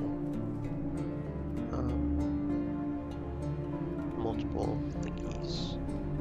Where did the other thingy go? There it is. So no to the biolab gas mask. Assault armor, standard ballistic vested, reinforced with segmented metal stripes, boldly combining the legionary armor of Rachel Rome with anti-ballistic tech. And that looks better than our tactical vest. So yeah, we'll do that. Oh, and it replaces the jacket. So no assault armor for us, because we don't want multiple thingies like that. It starts getting confusing, and I'm not smart enough to figure that out.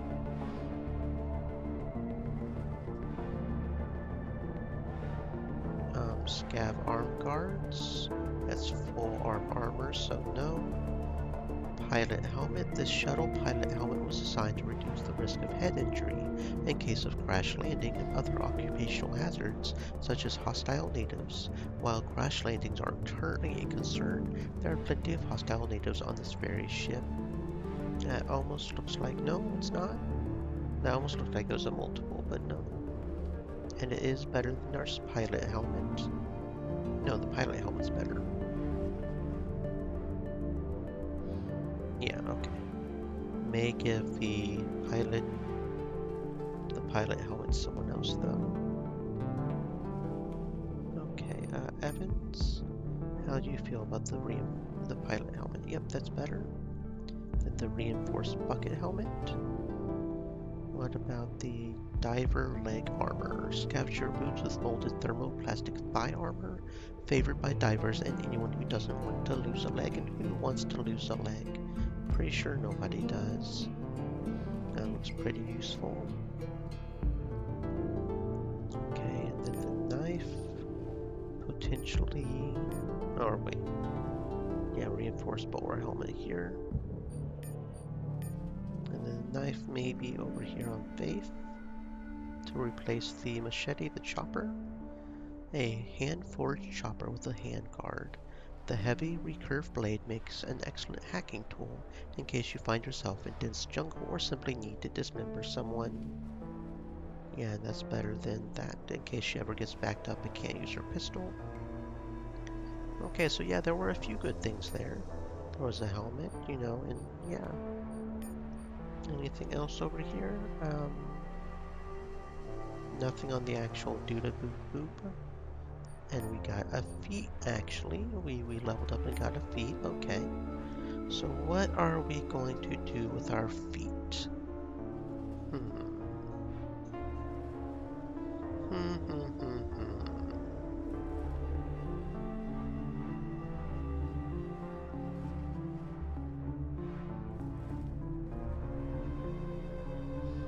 Attack costs less. Aimed attacks are permanently disabled.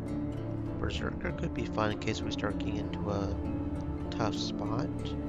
Melee staggered plus 20 penetration. Heavy hitter sounds nice as well. Warrior, got a few good looking things here. Basher, knockdown on critical chance. think I'm going to go with Basher. That sounds good.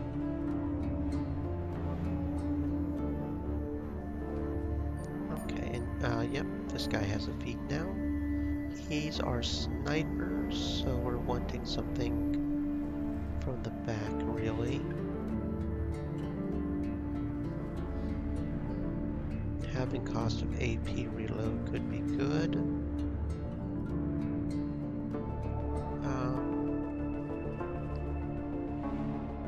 Ranged penetration could also be good. Crit damage. Rifleman could also be good. Accuracy +8.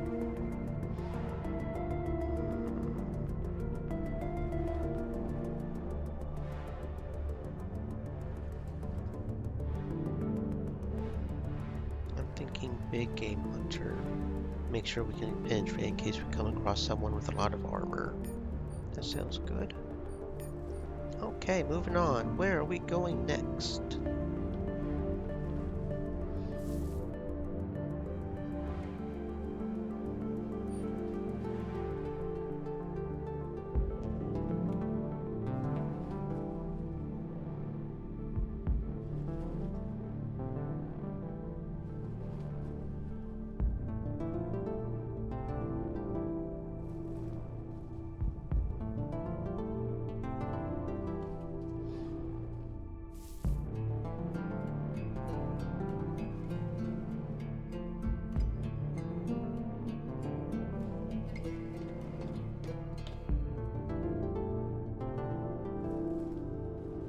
A high-tech network of CEA globes controlled environment agriculture.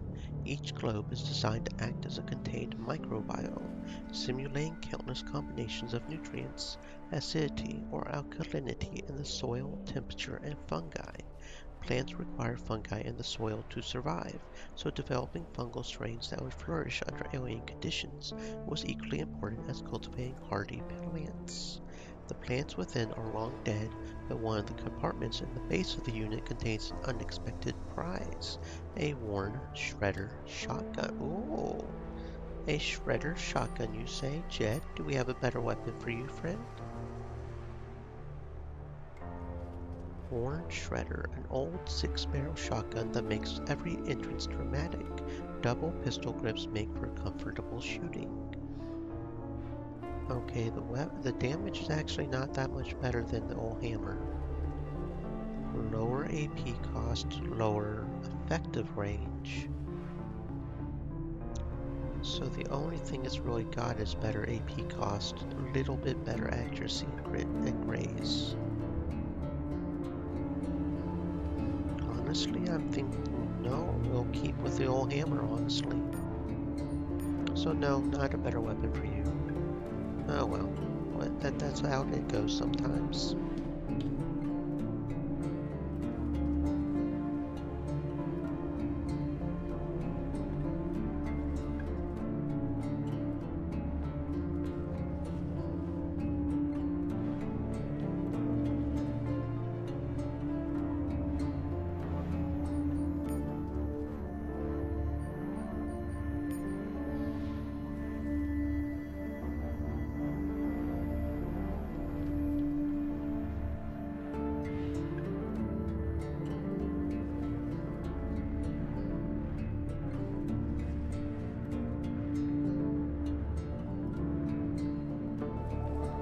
The power's out and so is the elevator. Someone had tried to revive it with a portable generator, but clearly given up. The generator still has some juice left, so the control board is probably dead. It's a long climb to the top, so maybe it's best to check that board first, just to be sure. The control board is missing a bunch of safety modules: remote monitoring, acceleration, load compensation, vibration dampening, and electromagnetic shielding. Anti-EM modules in particular fetch a good price, and anything of value here has been stripped. Faith? Doesn't take long for Faith to rewire the control board to bypass every safety feature. Congratulations, it'll be a fast and bumpy ride to the top, but it's better than climbing. Freed from the safety restraints, this elevator takes off like a rocket. Rusty guide rails screech and groan. Somewhere a metal cable snaps with a loud noise, but instead of plummeting to your death, the elevator goes even faster. It's about to slam into the shaft's ceiling, killing you in the process, when the emergency stasis field envelopes the elevator, halting its inertia and dispersing kinetic energy. Must be your lucky day. Whee!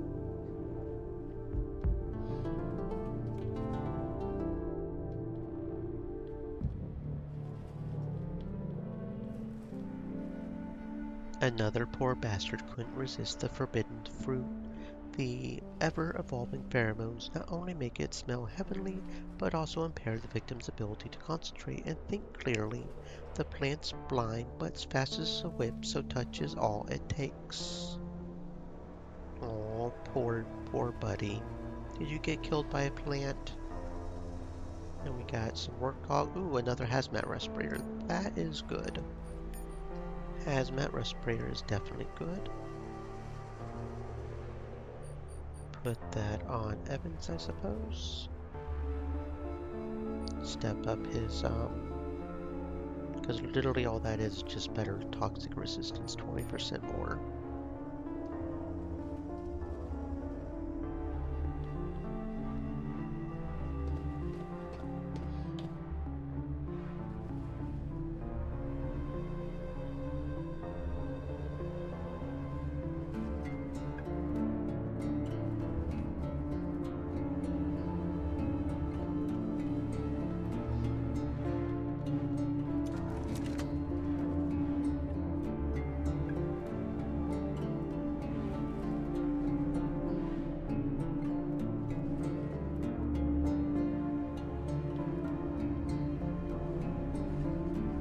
The terminal status screen reads like a wartime death register. Almost everything is flagged a hopeless red, meaning offline and non-functional. The few items in dubious yellow have a long road between them and systems ready green. But one option catches your attention. The terminal can send power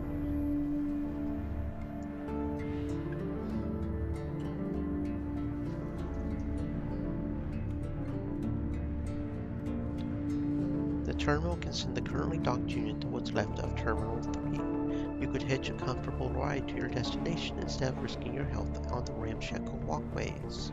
Faith?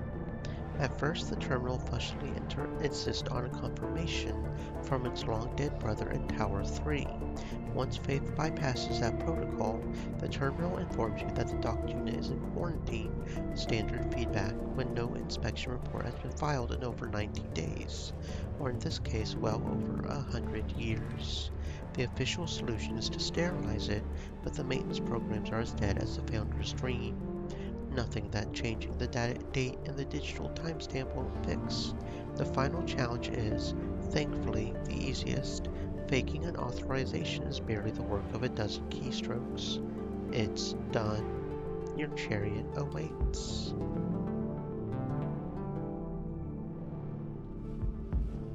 Okie dokie.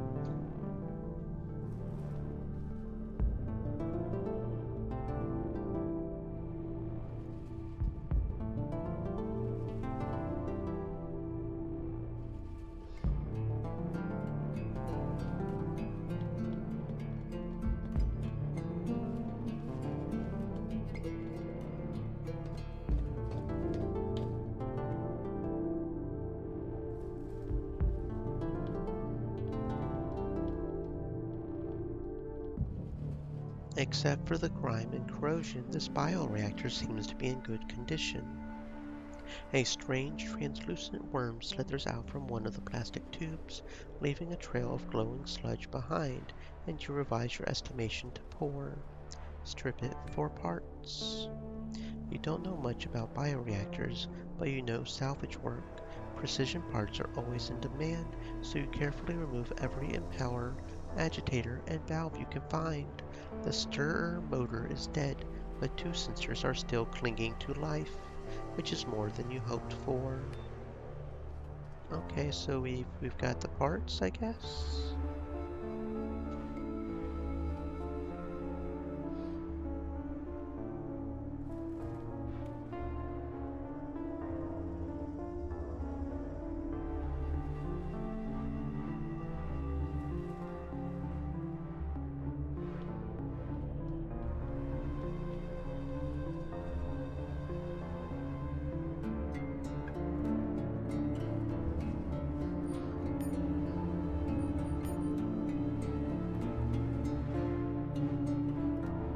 Well, now that is an interesting thing to find.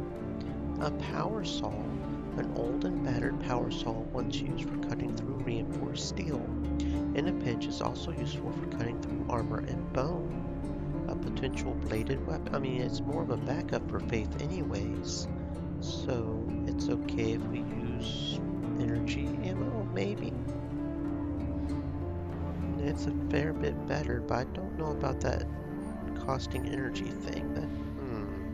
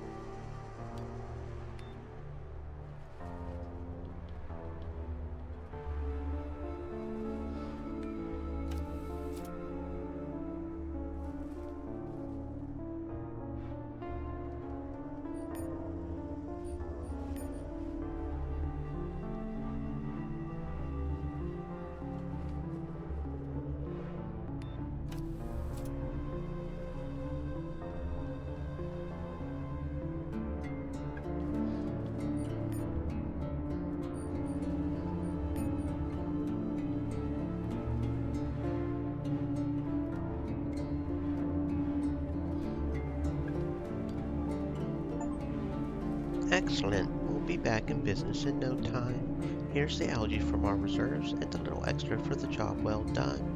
He gives you a metal container with the algae and a gas mask. Is there anything else I can do? Short of helping us clear the way into the habitat? Not much. Hydroponics is sitting between the pit and the habitat. Since only the first zone is habitable, we're locked in here and have no choice but to sell all our algae to the pit. They know it and pay us a third of what we can get for it in the habitat. Can you open up the passage to the habitat then? I'm afraid it's impossible. We need to decontaminate the red zone, but without the right gear we can't even enter it. I see. You said you gave us a gas mask? Probably, probably just another one of those one thingies. A respirator. Or a biolab gas mask, either way.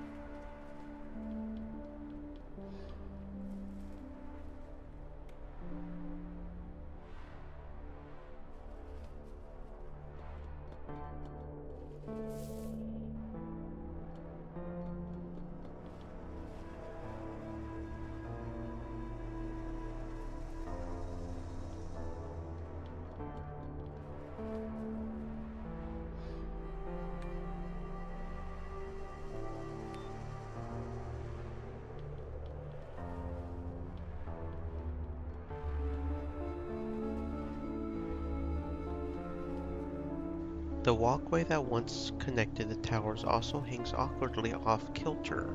Also, a small section of decking is missing. It's not a long jump, but it is a really, really long fall. Are you crazy? Jed stops you last minute. I don't see any other choice. I do, staying right here. You land with both feet on the very edge of a gap, a single step from safety, and try desperately to recover your balance on the wildly swaying walkway. One of the support cables snaps with a harsh metallic twang, and the far end of the span drops another half-meter, enough to throw you bodily off the parapet. Ever heard the one about gazing into the abyss? You're about to get a real close look. Okay, so, yeah, okay, apparently, yeah, okay. Yeah. That's a thing, I guess.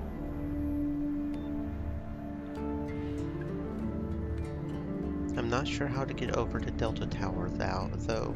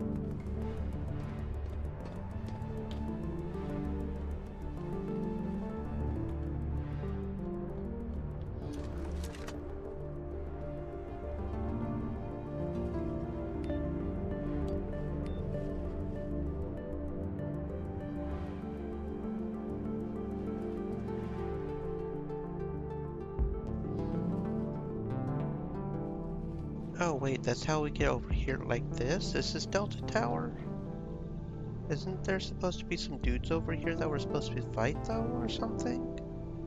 I'm a little confused. I'm a little confused right now.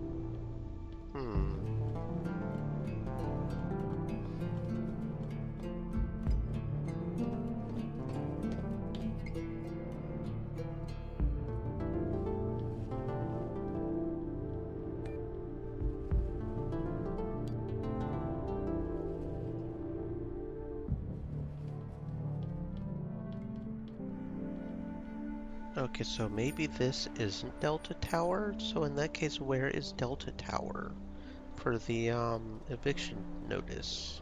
I assume this was Delta Tower because that's Alpha Tower, right? So where is Delta Tower then? Oh, is this it over here? No, that's the tower we came in on. Oh, is this it right here? Maybe that's it down here.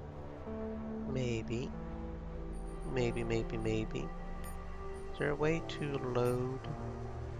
No, there's not an earlier load, is there? No.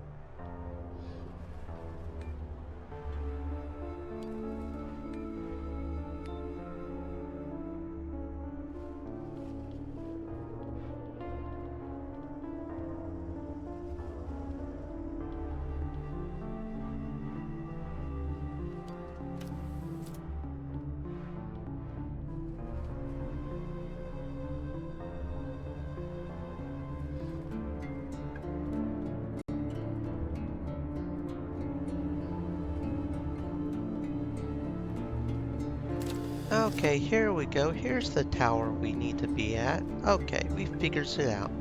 We figures it out. Private property, says the guard, raising his hand. No trespassing. Carlos sent me. Step right in. The chief's been waiting for you. Has he? Is he ready to die now? Morgan, a stocky man with a weathered face and shrewd eyes, is feeding two bullfrogs, throwing them chunks of odd-looking meat with delight. This big boy's name is Honk, says Morgan, acknowledging your presence and throwing one of the frogs another chunk of meat. The frog's tongue darts out, catching the treat in mid-air. This here is Tonk, he nods at the other frog. He's a mean bastard and would take your hand off in a heartbeat if you aren't careful. I didn't know these frogs could be tamed. You ever tried taming them? Inquires Morgan, raising an eyebrow. Carlos wants you gone. Of course he does, smiles Morgan. The problem is we don't want to leave. I think that's what they call irreconcilable differences. It's not irreconcilable. I'll reconcile it over your corpse.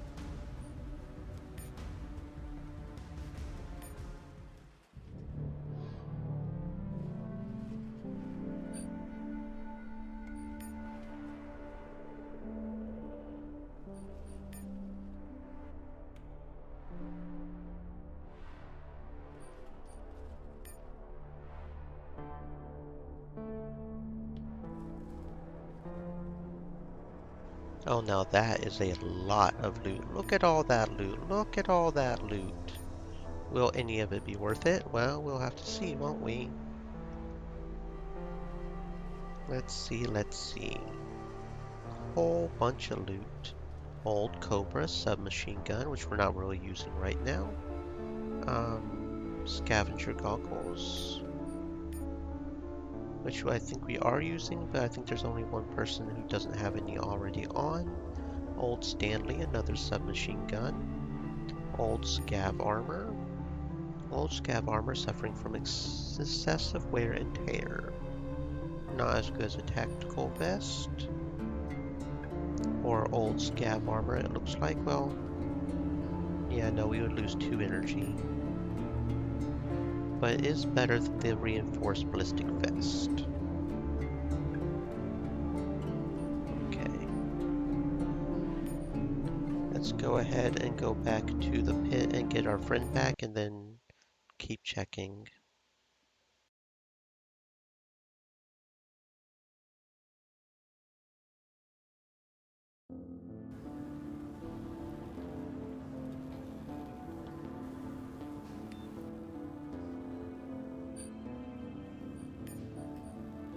Stream Elements said, "Stay moist, my friends. Hydrate."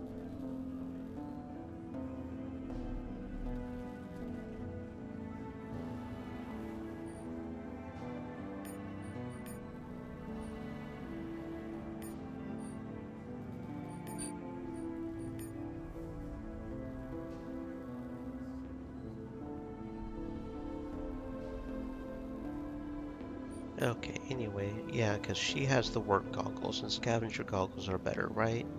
We lose 30% resistance to optical, but that is fine because of that reaction. So yeah, scavenger goggles on you. And then you have the old scav armor, and you probably will as well, right? Yeah, old scav armor. Okay.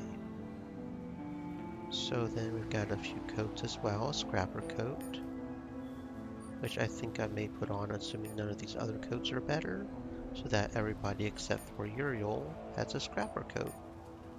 Just a sense of uniformity there, if you will. Yeah, 2 scrapper coats. And the only difference is melee or energy. Do we have 3 melee or do we have 3 energy? It's not really a big difference, but for the sake of uniformity, we'll all have scrapper coats on. Because we can. Okay, and then we've got another safety helmet, which I think is... No, it's not as good as the pilot helmet. Really? Is that safety helmet different than this one, or... Because I thought the pilot helmet was worse than the safety helmet. No, the pilot helmet's better. I just must have misread something or something. But it's probably better than... Yeah. Reinforced bucket helmet. Yep, it's better than that. We also got some scav helmets. Don't know how good those are. 1 more projectile, but we lose 2 melee and 1 energy, so not better than the pilot helmet. We lose 2 projectile, but we gain 2 melee, so that's sort of like... The scav helmet is more even. Safety helmet is more melee. So actually I think I do prefer the scav helmet because it's got more or less the same stats, but it's more even. If that makes sense. So that means we'll probably want to put it on you as well. But all you have is a bowler helmet, so you'll want the safety helmet, right? Right. Okay, what else have we not looked at yet?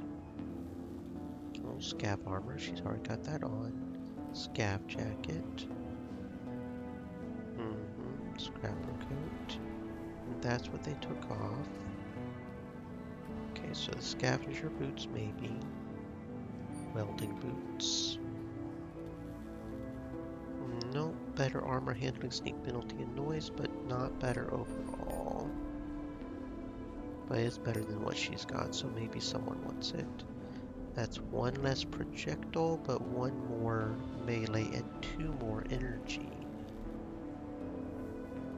So overall it's better. A little bit less projectile, but yeah, overall it's better. Okay. And what about these right here? Nope. Only thing better would be armor handling, but that's okay. That's what he's got on, so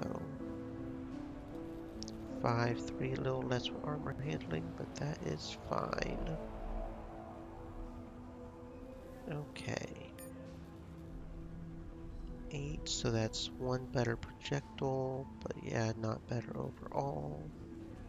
That's what you've got on already. And then diver leg armor for you. Yeah, and then you've already got the Raider arm guards, so that looks like about everyone. We got some good armor off of that, though. Some really good armor. Okay. And we're ready to go back to hydroponics and turn in some quests. We evicted the guys. Well, we murderized them, but yes, they're gone now.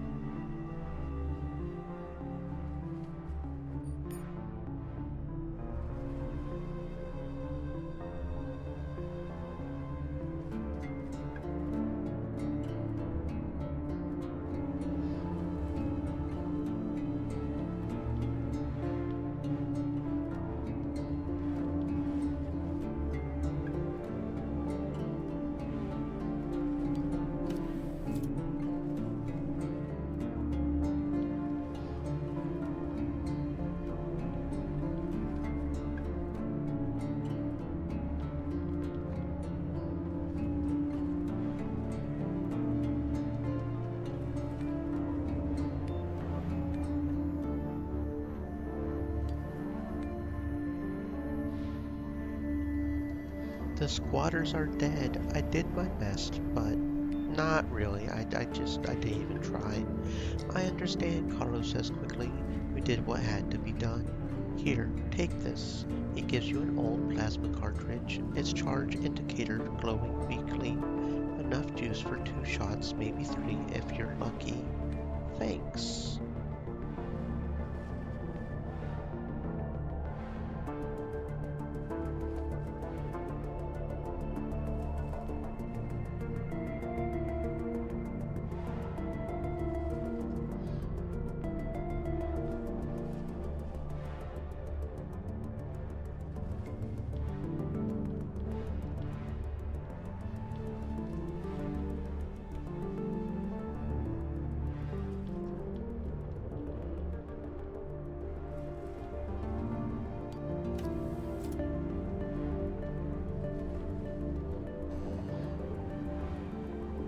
A woman inspects a test tube with green algae and frowns, making a quick note in her data pad. Any problems? The toxicity is well within acceptable parameters, but we keep an eye on it just in case. Can't be too careful with the AA strains. She gives you a quick smile as if to reassure you that everything is under control. The AA strains? Accelerated adaptation. In plain language, it means that new traits develop almost instantly. Weeks for unicellular organisms like green algae, years for more complex organisms, decades for humans, evolution on steroids.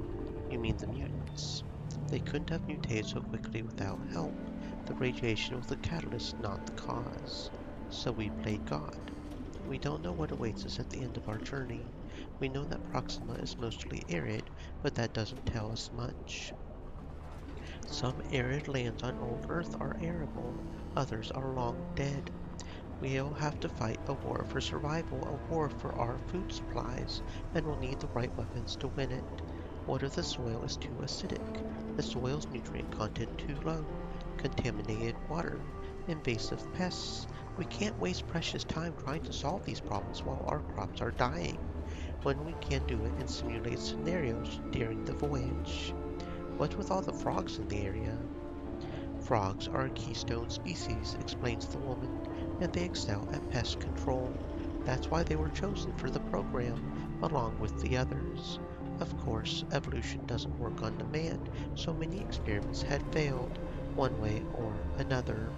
But all we needed was a few champions to secure a foothold in Proxima's ecosystem, and now we have them. The other day I ran into a frog with some kind of psionic ability. I've read the early reports. They were not encouraging. Perhaps something changed. Could you get me a sample to run a few tests? I don't need the whole thing, just the brain, please. Well, I've already got one. An interesting development. Fairly recent, too, I would say. Let me take a closer look. She rummages through her kit, fishing out an old scanner and a couple of spare batteries that still hold a charge.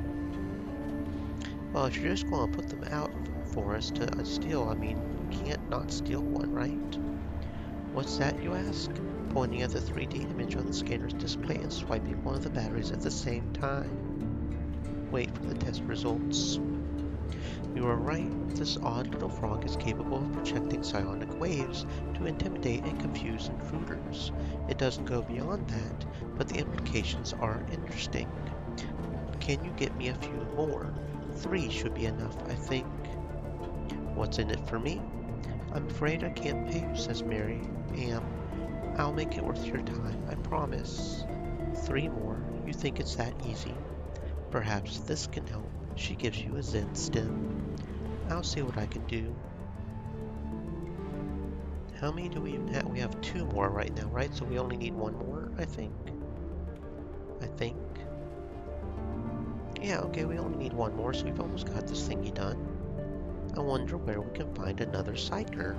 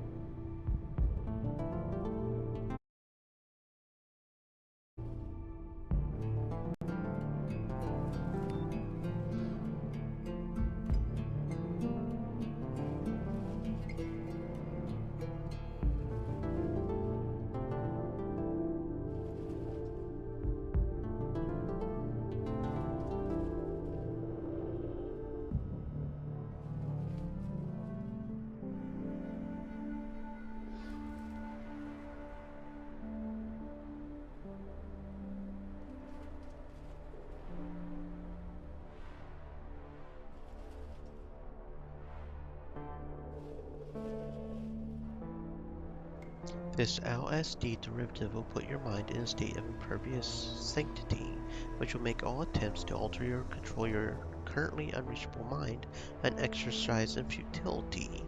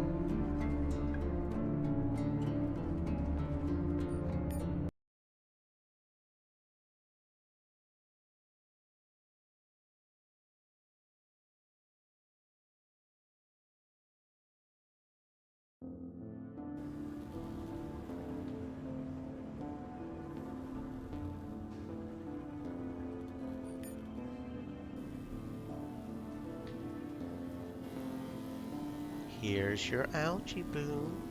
Finally, Boone opens the case and inspects the merchandise. Beautiful. Now about your payment. Would you rather take 1,000 credits, or would you rather take this? He shows you a small security token. Oh, what is it? An authorization token. I got it from one of the Habitat goons. He said it's worth a lot of money. Boone whispers as if worried that the Habitat agents might hear him. Well, what does it authorize? Are you blind? It says right here. Basic combat training. It's like going to a 3-month boot camp on old Earth. Surely it's worth $1,000, no? Yeah, I'll take it. Pleasure doing business with you. Oh, we got ourselves a token. Now we can go train some more.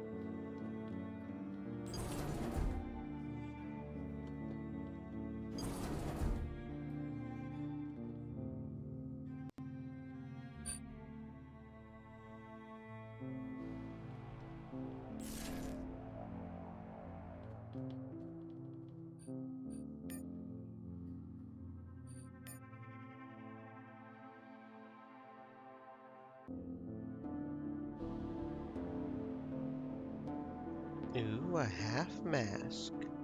Oh, and we got Power Cell Mark 1. Yeah, we should probably put that in something, shouldn't we? Evans? No, not Evans. Jed. No, not Jed. Faith? Faith. Yeah, Faith. Power Cell Mark 1. But we can't put 2 Power Cell Mark 1s.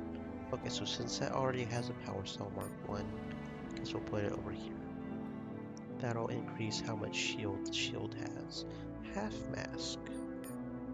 Is that as good as the hazmat? No, not quite. A damaged Enforcer helmet. This Enforcer helmet has taken too much damage and lost some of its stopping power. We get 3 more projectile, but we lose 2 melee. We do get 1 energy. So that's overall a gain of 3 at the cost of 2. So that's an overall gain of 1, I guess? Okay. Guess I can see that. And Explorer Coat. The scavs live and die by their gear. This custom coat is made for those who know the value of the very best gear, can't afford to buy it, and who are tough enough to keep it. No, that's not worth it. Okay. Okay, but it's probably better than common respirator. So yeah, half mask is the halfway ground between common respirator and hazmat respirator. Gotcha. And then you'll probably want the piloting helmet. Uh-huh. And then it is better than the scrapper coat by 1 for projectile and melee each. So we'll go ahead and put that on you. And you've already got a scav helmet, so we'll give you the scav helmet. Okie dokie, there we go, Zeus.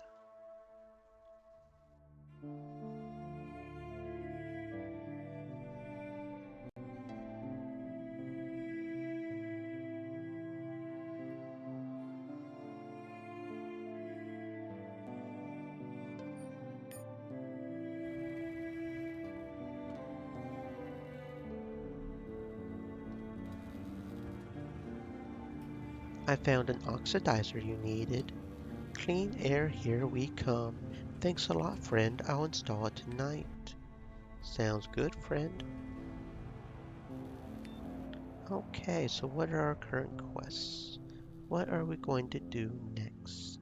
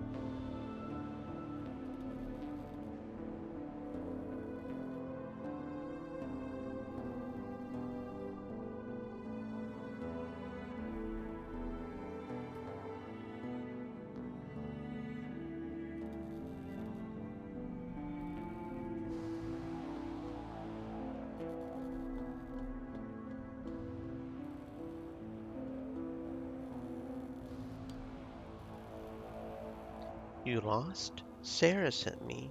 The scav looks you over one more time but steps aside without comment. Why the high security? Too many crews out looking for an easy score. These days, we like to shift our merch quickly, quietly. Less trouble that way. The so-called merch consists of three desiccated heads fixed to crude stands, their withered expressions frozen forever in the witness of their dying moments more than a century ago. Whether they were mutineers or security officers in their day, they stand united now. All three heads sport ocular and neural uplink implants, a rich haul even if half the implants are fried. This one's a sergeant, I think. The scav points at the dented metal knob embedded in the left temple. A squad leader, maybe even a attack team if we're lucky. What's the difference? Standard squad leader implant gives you nothing but the basics. Of course, there's no substitute for real training, but when your NCOs are dropping like flies, the squad leader will turn a dumb grunt into a semi-competent officer. Then there are the upgrades. Military police is nice, but the TACT module is the real upper echelon stuff. Elite hardware that changes outcomes in your favor. Hard to put a price on gear that good. What about the other two? Standard package, neural uplink, military grade ocular kit. Do they need a power source? They are powered by bioelectric capacitors that convert your own body heat and motion into electricity, so you don't have to worry about it. Ask Faith you examine the merchandise. While you would need to extract the implants and run some tests to see if they're still functioning, other signs show problems with the tech. Superficial burns indicate a power surge, bone loss around the devices, scar tissue indicating frequent access for repair. The data jack on the leftmost head is fried, but the ocular seems fine, whereas the ocular on the head to the right has been repaired multiple times. Not a good sign, but the data jack looks functional. Out of the three, the Sarge is in the best shape, while the ocular was apparently destroyed by plasma fire. The squad leader and data jack show little wear and tear. Looks like this newly promoted soldier barely had time to enjoy his upgrades. Sarah said you have something for her. I owe her 500 credits, so the standard package should cover it, says the scav, pointing at the heads with the standard gear. What about the squad leader? Sorry, friend, gear that rare never stays put for long. Got a buyer on the way here as we speak. As if on cue, the door slides open and a fully armored heavyset man strides into the warehouse. He's trailed by a couple of flunkies, hired, you're guessing, to squawk if anything comes up on his six. The big man pauses for a moment like a predator sniffing the air and glances into every corner of the room. When his eyes land on you, he waits until his goggles get a read on you, then frowns. Clearly, this is the man who doesn't like surprises. Which one is mine? He nods at the grotesque heads. Sorry, buddy. First come, first serve. What's going on here, Jimmy? Asked the newcomer, without looking in your direction again. You know how I feel about people wasting my time. It's nothing, Manfred. Jimmy tries for amused, but his voice is sliding down the register towards pleading. This fellow was just making a joke, right, mister? With a smile like a rictus, Jimmy's head swivels in your direction and he hisses, Get the fuck out of here, now!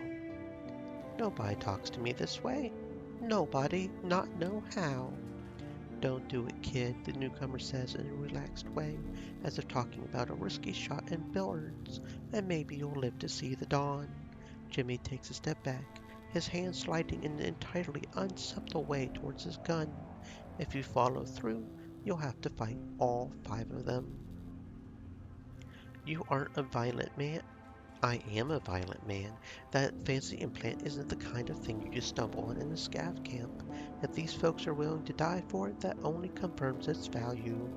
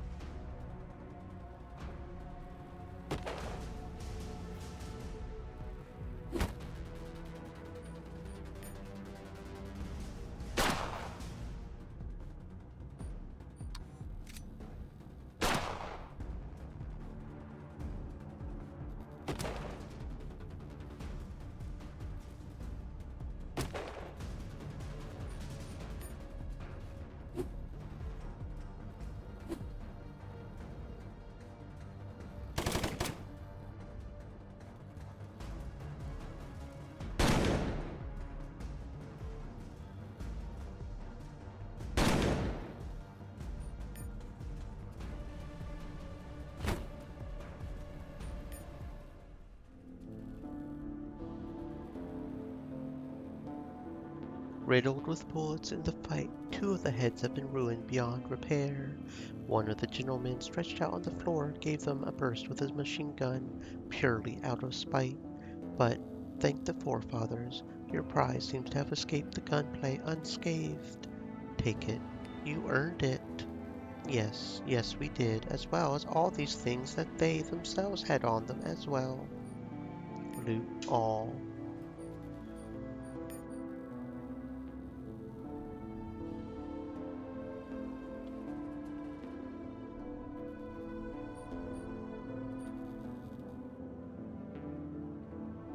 Oh, and it looks like one of the guys even had a exospine implant as well.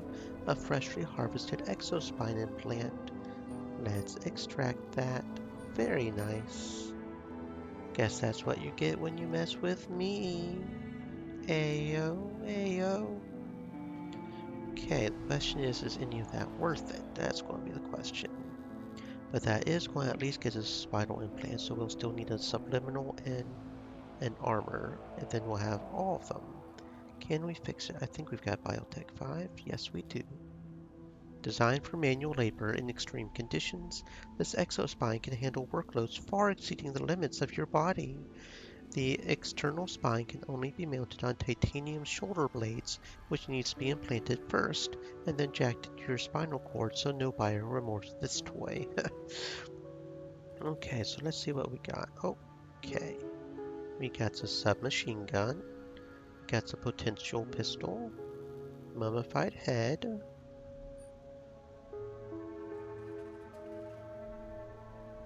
okay, shotgun, scav helmet, which we'll probably put on someone. It's not as good as the damaged enforcer helmet, but probably put that on someone. Not as good as the pilot helmet either. Jed, is this shotgun pretty good? Boomstick? No, not as good as the old hammer. Okay, that's fair enough. You've already got a scav helmet on, as do you. So no, we actually don't need the scav helmet, do we? About this long slide, that's what you've already got on. So no, most of that's actually kind of other than the mummified head, I guess. Okay, I don't see anything else worth gathering, so I guess we'll just go to the med bay and turn that in. Little Shop of Horrors, return to... Oh yeah, I should probably also heal. Faith got hurt pretty fucking bad there. Only one med kit worth, but still.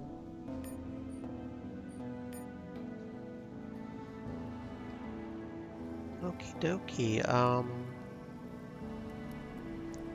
give her Jimmy's merch. I'll be damned, she says softly, admiring the desiccated head like some kind of object art. Jimmy did once for good. You are in the presence of a brand new squad leader. The Data Jack looks serviceable too. But those aren't exactly a rarity. This miracle of technology, though. There's probably fewer than 50 squad leaders left on the entire ship. Let's take it for a spin, she says, jacking into the device with a small diagnostic tool. Data begins to appear on the display.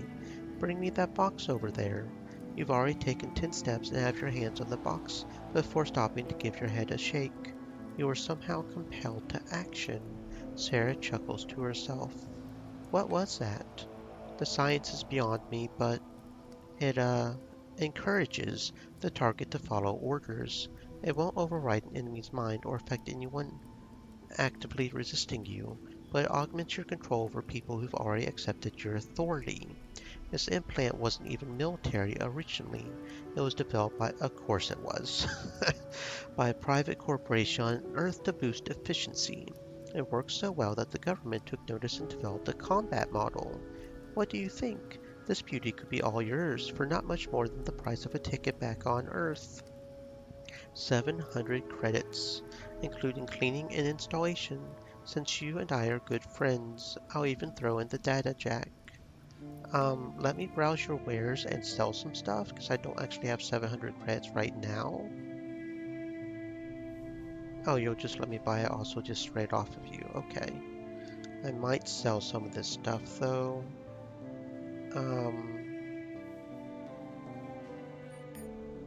Let's see.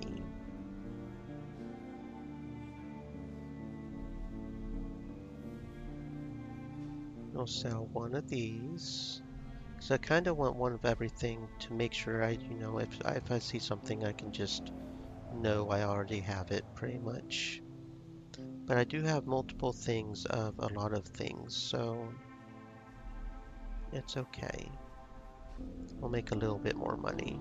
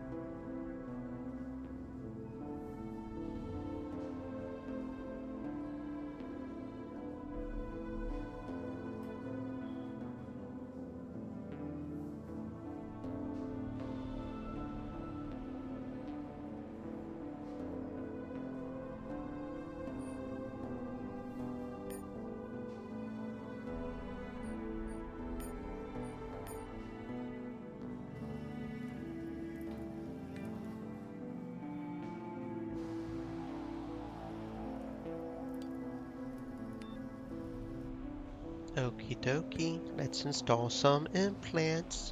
Subliminal, squad leader, party members initiative, accuracy, evasion, and crit chance. That sounds fantastic. A standard broadcaster that subliminally amplifies your commands and suppresses any desire to question them. By law, is limited to overriding the instincts of those who've already accepted your authority, such as corporate employees and enlisted soldiers. White-hot torment, as if someone had planted a metal rod in your right eye and threw it into your brain. The sensation is mercifully as short as it was intense, the agony replaced by a cool nothingness and a rush of weirdly exaggerated emotions, nobility, leadership, a clarity of purpose you've never known. You understand now that you were born to lead men into battle. It is more than desire or pride, it is compulsion. Every second wasted is a second to the enemy's advantage, a second closer to them winning the war. What war? Does it really matter? There's always a war soldier. Designed for manual labor. Install the exospine. A steel needle pierces your spine and your whole body goes limp, hanging like a puppet from the restraints. Your consciousness lingers like a ghost, an outsider watching the machine drill anchors into each and every vertebrae, until at last you fall into blessed blackness. You awake an hour later, hurting all over. Your tortured spine demands a week of bed rest, sending waves of pain throughout your body when you so much as breathe. You'll rest when you're dead. It's time to put that hard-earned strength to good use. So the only one I don't have now is subdermal armor. Apparently there are quite a few upgrades we can also do, but those required chips we don't have. But that's fine, because we have almost got the achievement for not being human anymore with all of our implants. Apparently there's a way to overclock them too or something, but I don't know anything about that right now. I don't know how many bionic eye upgrades there can be, but I almost feel like we have all the bionic upgrade chips for the main character at least. I'm kind of tempted to start putting some on other people as well, like Jed with the bionic eye could be good, because he's our, you know.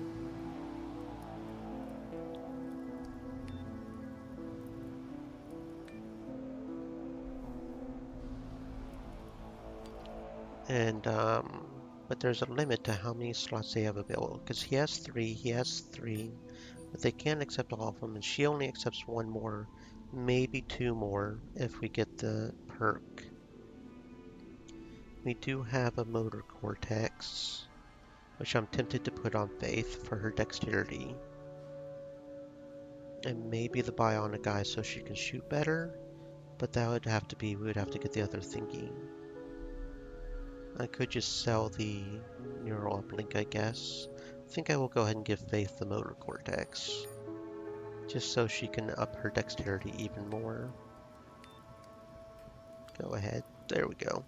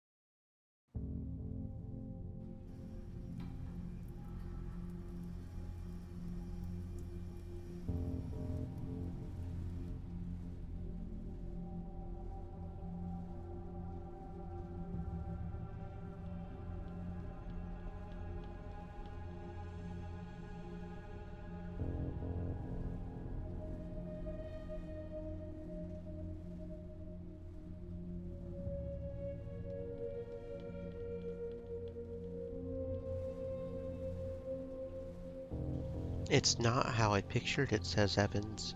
I thought it would be bigger, taller.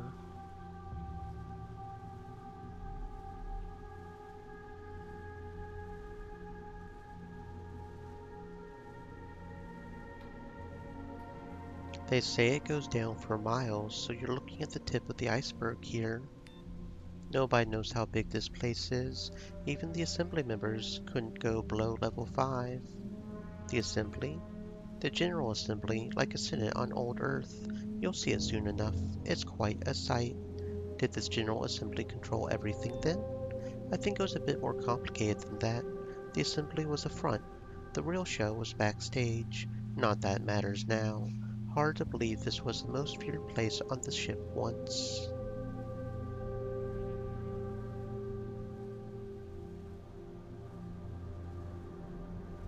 Nothing lasts. Maybe one day people will be crawling over the habitat ruins and telling stories about the War of the Three Kingdoms.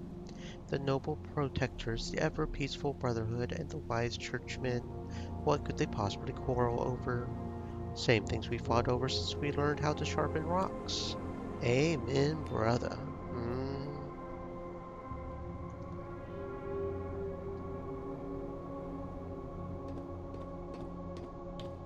Okay. It is really dark in here. It is really dark. I can barely see anything. We need to get some lights on in here, man. A long list of century-old General Assembly announcements prepared for broadcasting. The Synod recalls 14 Assembly members for failure to discharge their duties and fulfill the trust placed in them. The people accept hard labor as penance and express confidence in the disgraced public servants' willingness to redeem themselves. The General Assembly unanimously calls the resolution condemning the riots and calling for unity. The public disturbance endangers the mission and threatens to undo the many sacrifices endured by the great men and women of this ship. Walter Hastings, the chairman of the General Assembly, said in a statement, the Synod appoint 3 new Assembly members to represent districts B7, 8, and 12.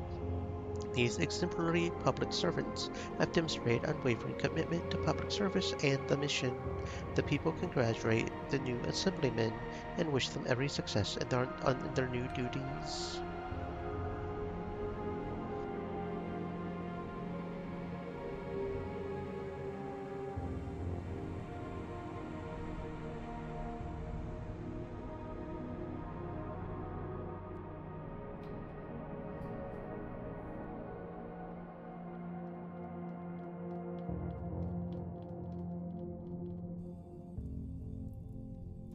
A man stares into nothing, mumbling something to himself.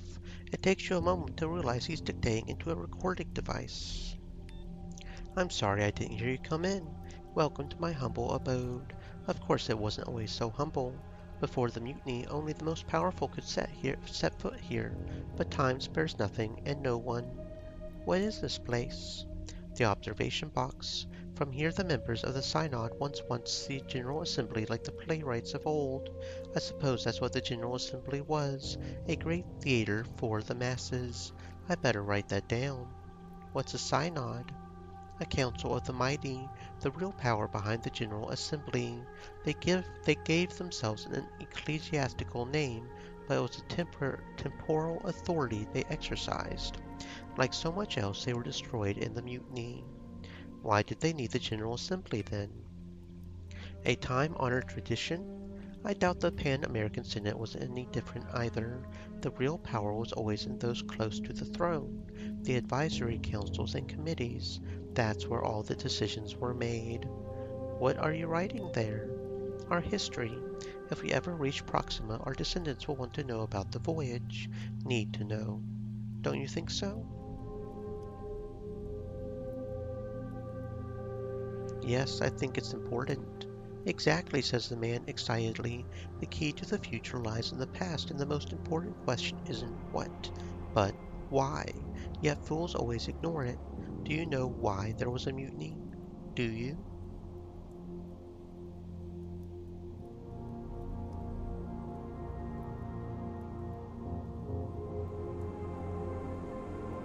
The people lost faith and the devil took hold.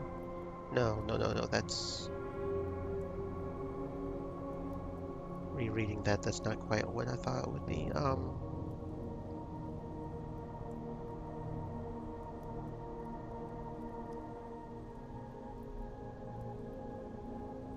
People rebelled against the tyranny of the ship authority. Are you saying there's more to it? Of course there's more to it. This tyranny you speak of, did the ship authority become more tyrannical over the decades, or did the new generations merely perceive it as such? If that's the case, what could be done to lessen the impact in the future when the next mutiny starts drawing near? What makes you think there will be another mutiny? Do you think the conflict between the Protectors, Brotherhood, and the Church will go on forever? Sooner or later a winner will emerge and the cycle will start anew, only to end in another mutiny or similar calamity. You can't avoid it, much like you can't avoid winter on old Earth, but you can prepare for it, stockpile firewood and food, so to speak. Why do you think it will end in another mutiny? Let's say the Brotherhood wins the war.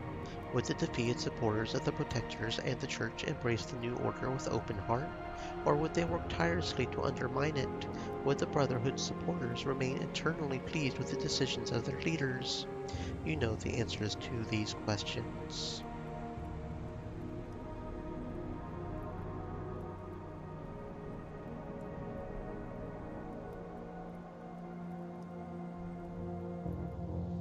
What about our own actions then? Do they not matter? Our actions are driven by the cyclical changes. Why do you think the first generation accepted and fully submitted to the ship authority's rule and the later generations defied and overthrew it? Because the cycle changed, and just like that, what was perfectly acceptable before had suddenly become unacceptable, forcing people to act. But if it's as inevitable as you say, then there's nothing we can do about it. So is winter, but our brethren on earth no longer starve or freeze to death when it comes, do they? We recognized the cycle a long time ago because it's so short and obvious, and learned how to weather it.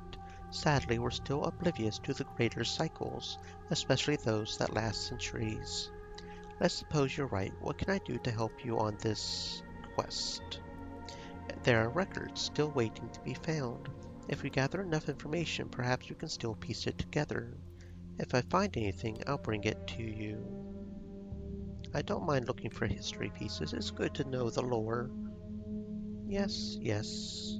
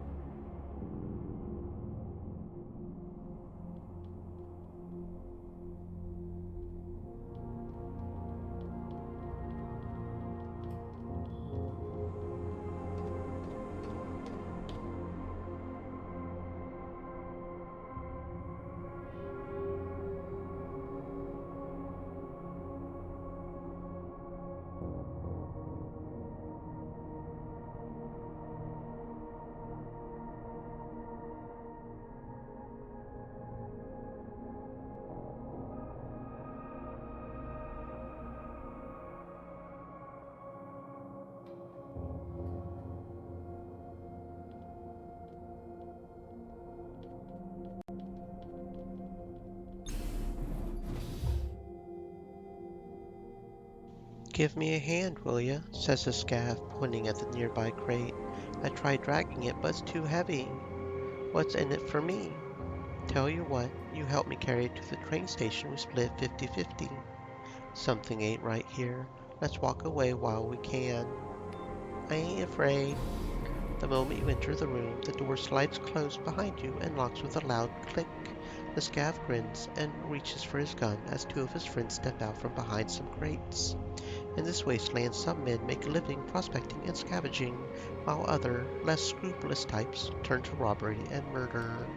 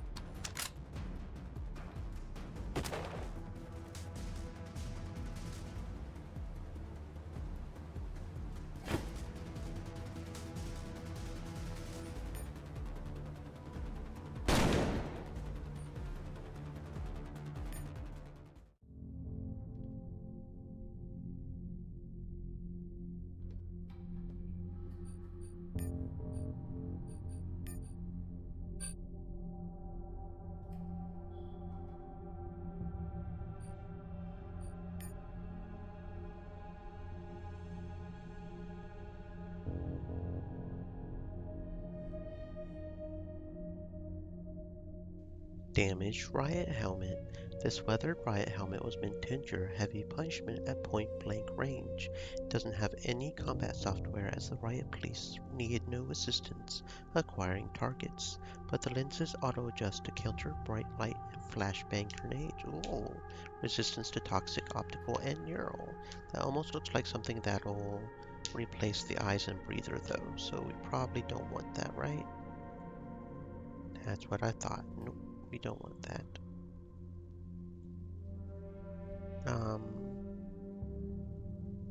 Which one did we have on the eyes? We have the goggles, right? Yeah. Scanner. These rare police-issued glasses can do far more than stream vids and connect with friends. You'll see much further into the infrared spectrum and pick targets more easily. So they've got the exact same stats as the scavenger goggles, minus the 5% reaction. So not quite as good. And literally everybody has scavenger goggles at this point, so okay. No good there. Assault rifle, we're not really using assault rifle right now. Old enforcer armor, suffering from excessive wear and tear. Not as good. What about you, Faith? That's one more melee, one less energy. So 452 or 443. The old scav armor is more evenly distributed, so we'll just keep that on. I think you have the same, the old scav armor.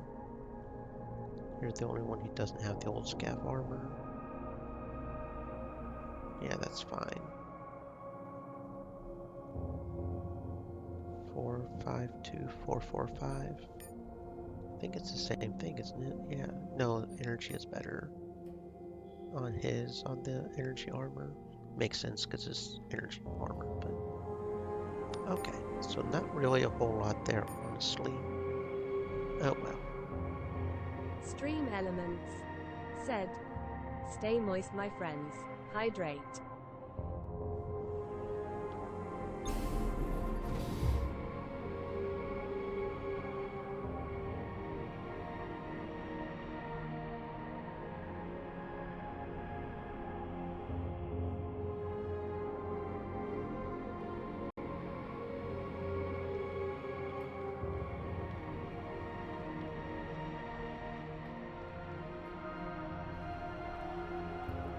First time? Asked the scav, warming himself up near the heater. You still have that look in your eyes. What look is that? Seeing it all for the first time. He gestures around him, figuring out what to make of it. Some folks come for the riches. There's none here, not anymore. Others seek the glory of the imaginary past, when everything was just the way it should be. And then there are the divers, but you don't look it. Why is that? You have to be a bit mad, and that's putting it mildly, to be in this business. For a true diver, another human being is either a rival or a threat best to dispose of. You catch yourself thinking that it's time to retire. You know any divers here? Sure do, nods the man. Fully, but it's been a while since I've seen him. Wilson's never been the same since his date with old Bub. Hargrave's down there somewhere, but I would stay clear of him if I were you. Shadow, too. He lost more crews than I can count, yet not a scratch on him. Then there's that mutant bastard, but he keeps to himself. Foley's dead, says Faith, her voice strangely detached. Thought you looked familiar, says the scav. Sorry about your father, miss. I knew him well. Faith nods and looks away. Yeah, it's rough, man. It's rough.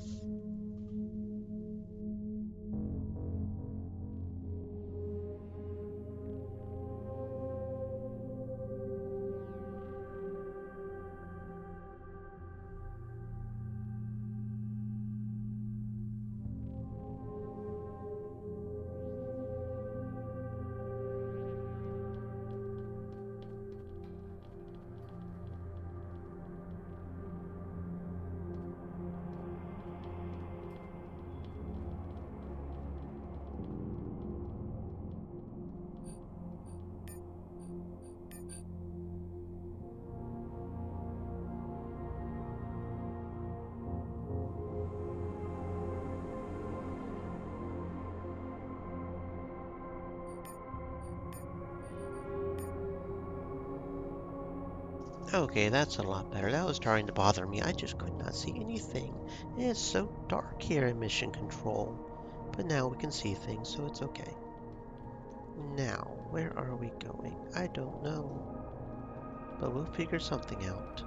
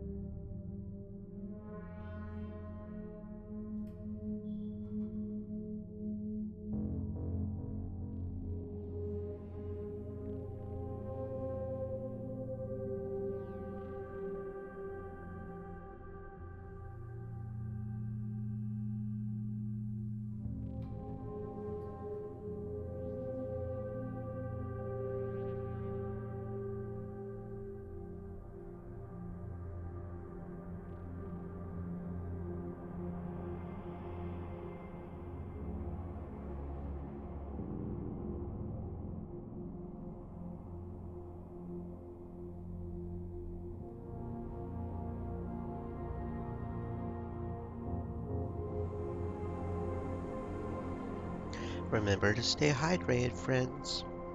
A dead scav lying in a pool of his own blood, a revolver still clutched in one hand. Judging by the holes, he must have crossed paths with the cruel and dangerous two-legged beast plaguing these ruins. Before you can decide what to do about it, the dead man's eyes snap open. He's whispering something. Put him out of his misery. You put an end to his suffering as mercifully as you can. May his soul rejoin God's chosen on Proxima. Take his gear, he won't need it anymore. Rest in peace, friend, or don't. I really don't give a fuck.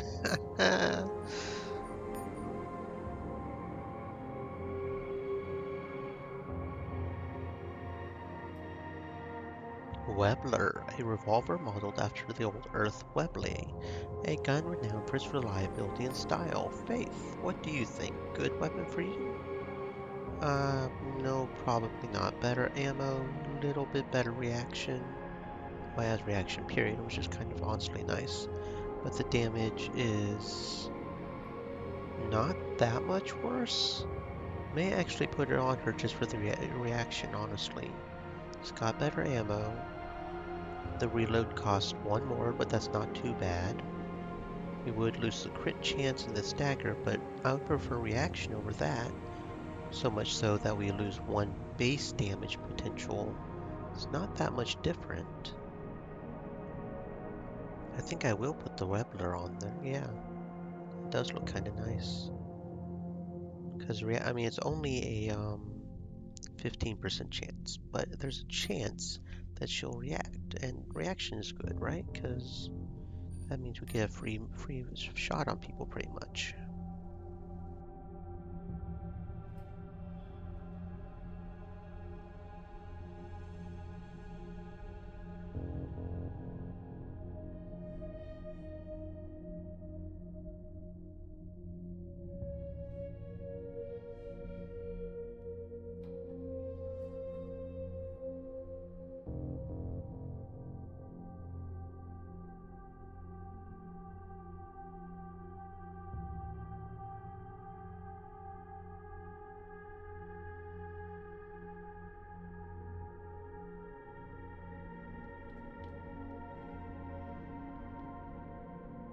Stay the fuck out, says the welcome message on a blood-splattered door. The message is easy to dismiss. The blood, not so much. Faith. A shotgun blast hits Faith in the chest, throwing her backwards. Nothing a trip to the medbay won't fix, after you deal with whoever set up this trap. Faith? Oh shit, Faith? You okay there, boo? Shit. Apparently that door was booby-trapped. That's okay. We've got a med kit we can heal you with. Do we? Yeah, probably. 33, so that means we can heal this one. No. That would be well, that would only be a waste of 3, right? Of 5? It's okay. Go ahead and heal everybody up all the way.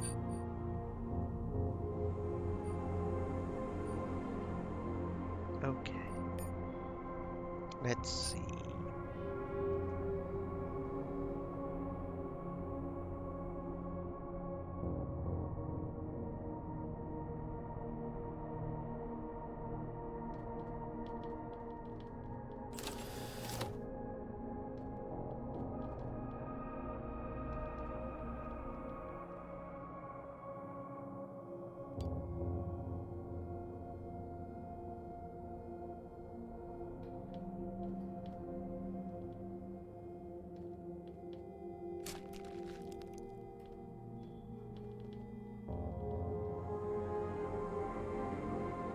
Before the mutiny, such terminals could synthesize any drug listed in the vast medical database.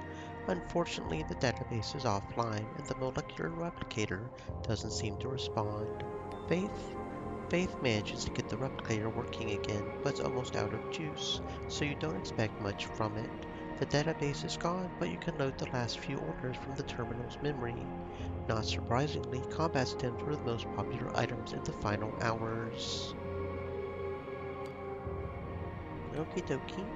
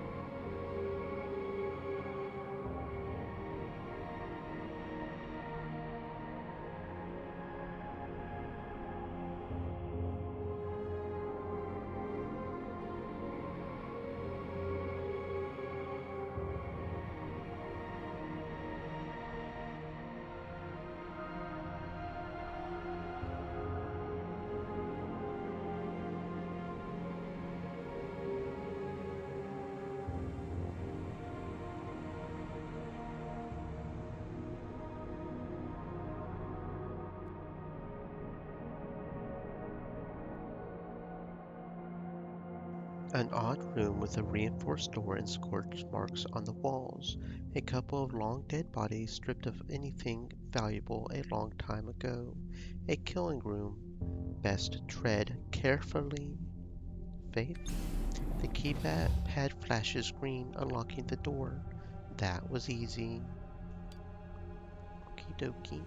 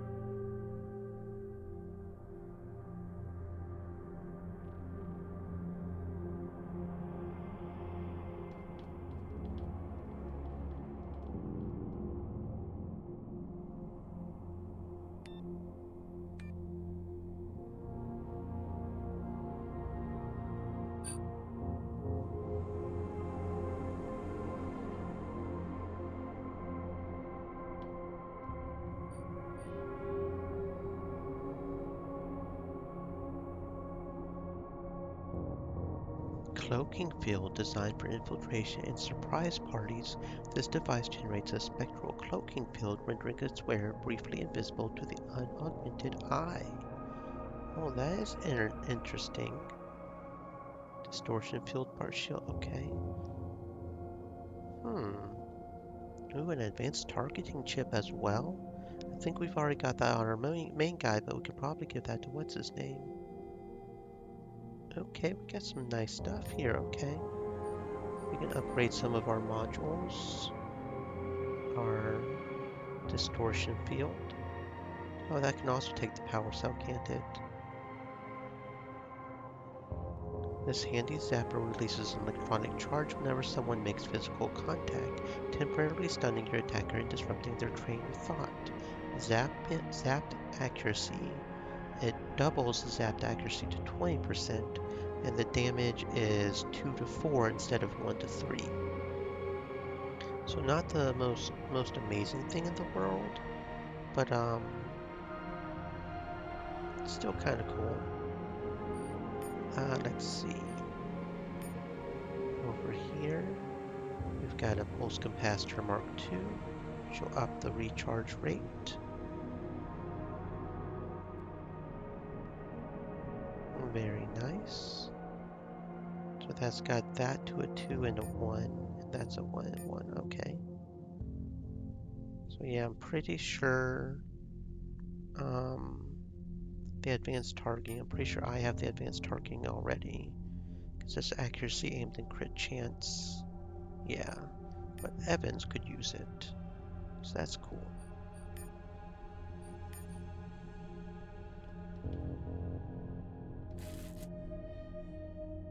There's some very high electronics over here. 6, 7, 9. My. Oh, lockpicking 10. Man, we don't even have lockpicking for that. Man, lots of stuff over here for later, I guess. Okay. We'll go back over here for now.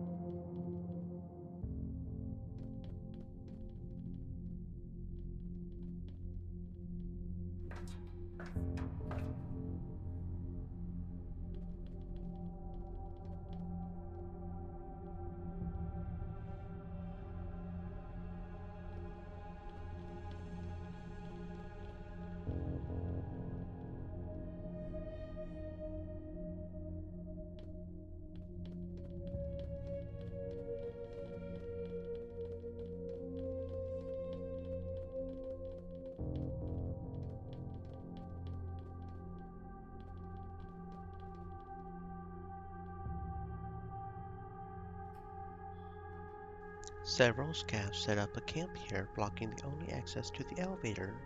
They don't seem to be hostile, but down here, you never know. Who goes there? One of the scavs demands to know. I don't have time for this.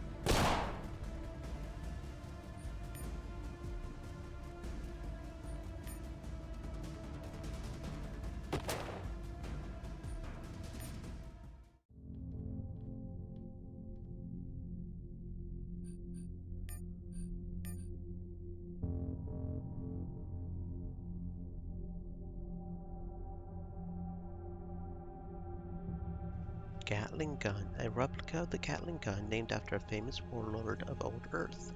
This multi-barrel tool of destruction brought Gatling great success in one of the home planet's many world wars. Is it better than Jed's current shotgun? A little bit less damage, less AP cost as well, not as big an ammo, basically just a bit better cost and graze, so no, not really. Okie dokie.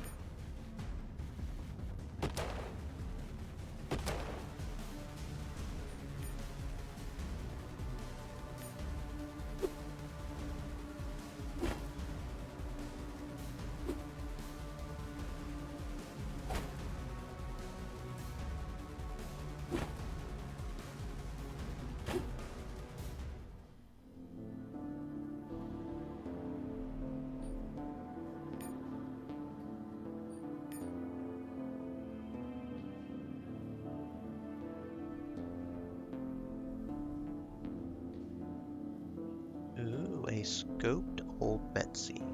A revolving carbine cobbled together from a rifled 45 barrel, recycled cylinder, carbon fiber stock, spit, and elbow grease. Evans, surely that's better than just an old Betsy, right? Oh, the damage actually goes down by 1. Effective range goes up quite a bit. Ammo's a little less. Got better accuracy, aimed and crit chance. But we lose some penetration and stagger. That's certainly a decision, isn't it?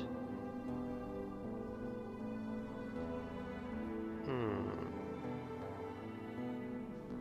I think I will pass. I think I will pass. Okay.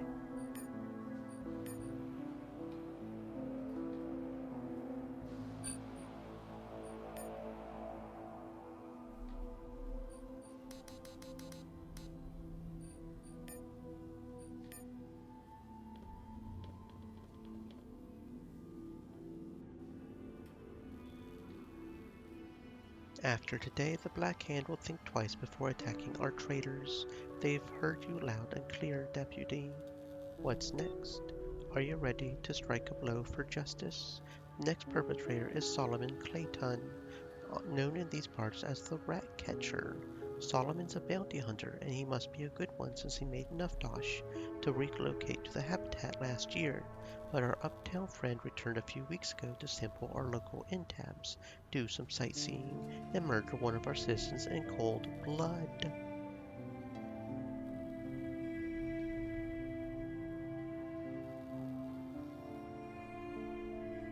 Clayton claimed the job was a bounty issued by the Brotherhood.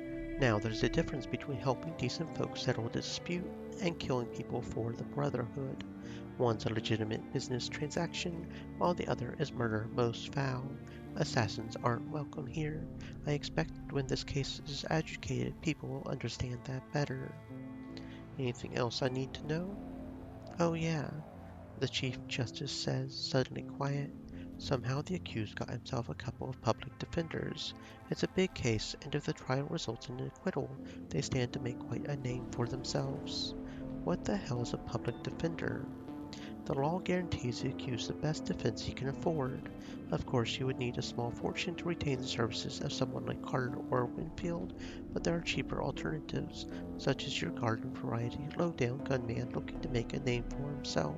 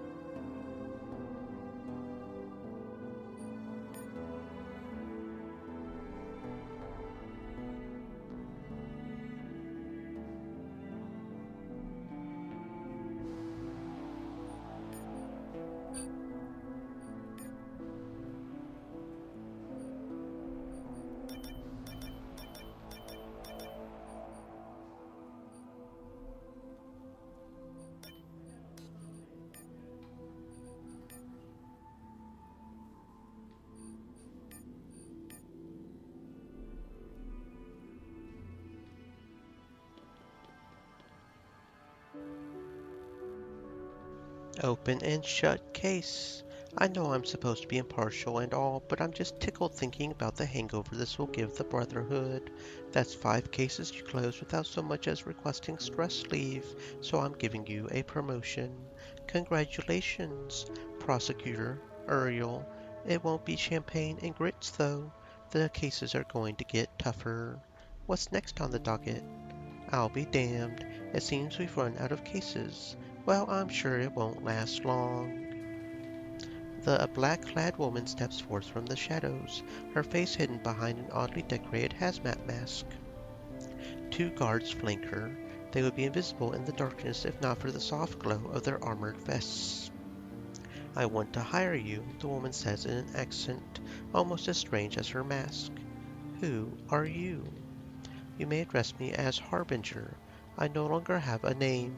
The bitterness in her voice is unmistakable. She must not have been doing this Harbinger thing for long. What's a Harbinger? The ignorance of your kind never ceases to amaze me, she says disdainfully. How can you be so blind?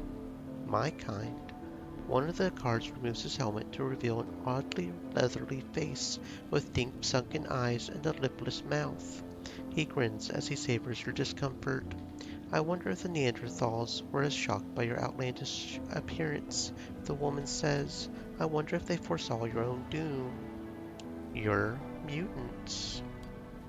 And what do you suppose you are, a piece of clay molded in God's own image? We're all mutants. You are mutants of the past, we of the future. Your species evolved to populate the earth and subdue it. Mine will subdue Proxima. Those who in distant centuries succeed us will subdue a different world. What do you want? I watch you fight. You excel at violence, like many of your backwards kind. I want you to find someone for me. One of my people is hiding in the ruins of the Mission Control Center. It's worth 5,000 creds if you kill him. How would I recognize him? Easy. He's the only one there, for no man is allowed to leave the heart unless accompanied by a harbinger or a consecrator. He was given the name Neural Top, but he goes by Neural now. It's an odd name. What does it mean? What does Uriel mean to you? Shrugs the harbinger.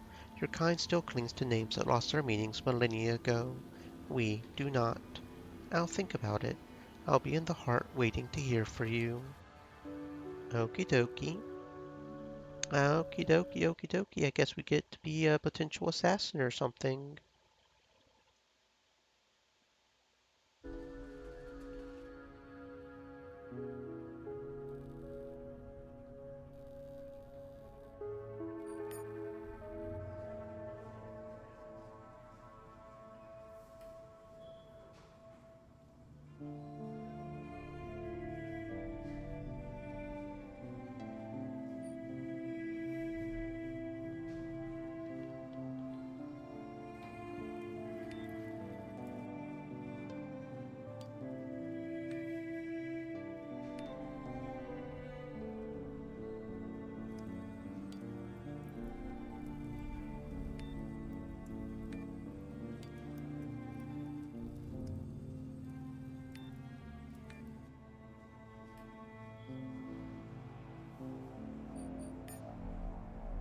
Oh, so not only do they have limited slots, but they're picky about which ones they do. So he doesn't want the heart. He won't take the heart, apparently. Evans won't. Motor cortex, subdermal, and exospine. He won't accept the heart. I guess we don't have either of those. Motor cortex, exospine. The only ones we have are the heart, uplink, and eye. Interesting. I didn't realize they would only accept certain ones. So faith doesn't have any limits left. So okay, that's good to know, I guess. Don't think we have any more chips that we can upgrade because we upgraded the guy. Don't think anyway. Yeah, okay. Moving on, moving on.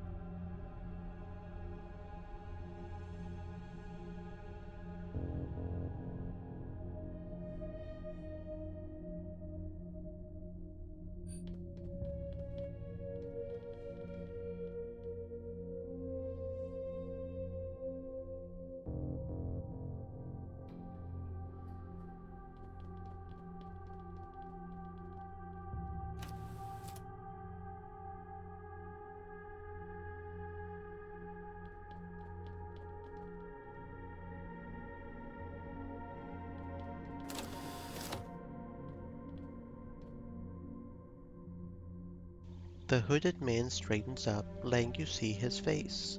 The lower part is hidden by a respirator, but his deep-set eyes and leathery skin mark him as a mutant. His eyes catch the light and reflect it, glowing for a brief moment like those of a wolf or any other predator of old Earth. Who are you? You can call me Neural. You don't have to worry about me. I'm leaving. What were you doing here? Same as you, I suppose, looking for old things. I ran into one of the harbingers in the pit. She asked me to find you.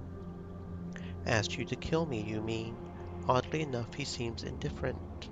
Why does she want you dead? Because I don't want to live by their rules.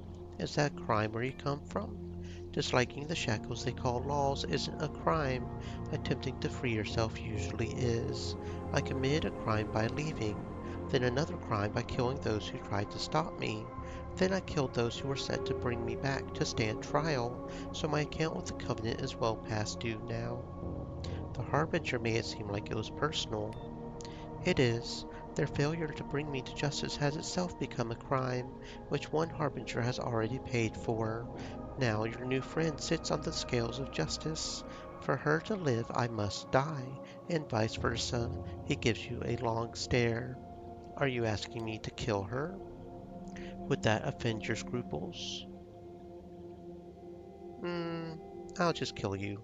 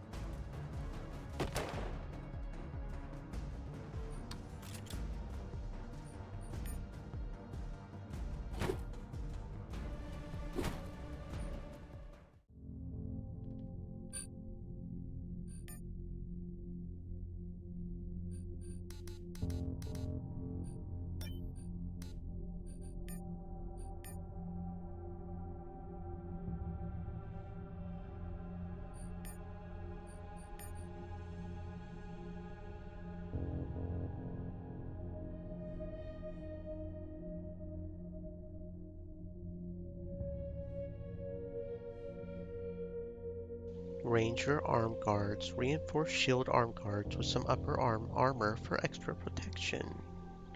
That would give us one more projectile and two more energy at the cost of one melee. So overall better, probably? Probably. Diver leg armor, scavenger boots with molded thermoplastic thigh armor, favored by divers who don't want to lose a leg. Not better, no. Ranger coat, that's what we've got on right now, right? Okay. Maybe a better pistol. Maybe, okay. And another hazmat respirator, very good. That's definitely good. Okay, let's see.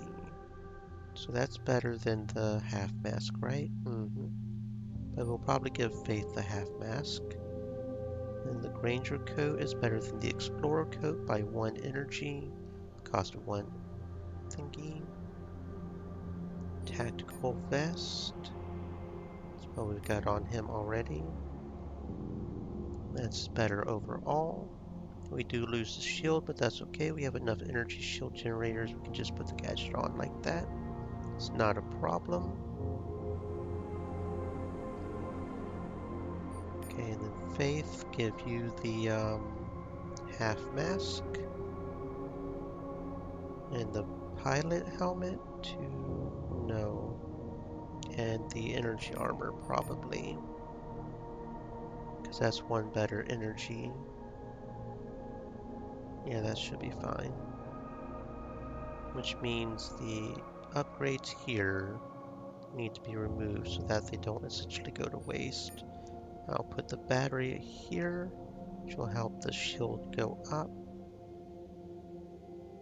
Okay, no, it doesn't. It's the distortion filtration is what it is. Okay. And then we'll go over here and put the pulse capacitor on that. Okay, and then explorer coat on you instead of the scrapper. And you already have the diver leg armor on. Yeah. Okay, what about the combat knife? Cheap combat knife made from stamped metal. Not as good as the chopper. What about the old ranger? Revolver. Okay, yeah, we'll go ahead and put that on there.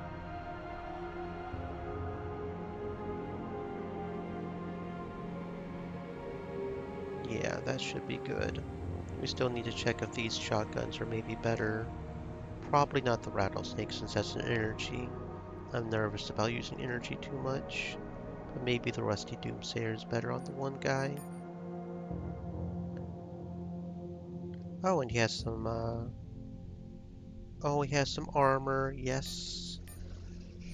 Very good. I keep forgetting to check that when I do the loot, but yeah, okay. Good thing I double checked. So we'll just repair that. Oh, I don't have enough spare modules. Apparently I need some more modules. Didn't realize that either. Okay, that's worth remembering, I guess.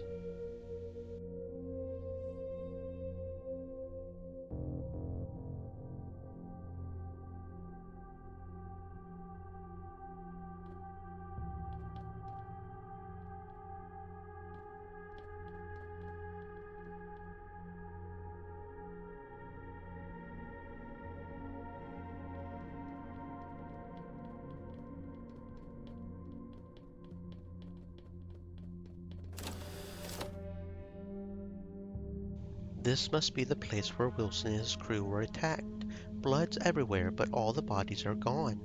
Definitely not the work of other scavs. If a giant serpent did attack them, it's long gone, probably through the rubble-filled hole in one of the walls. Hmm.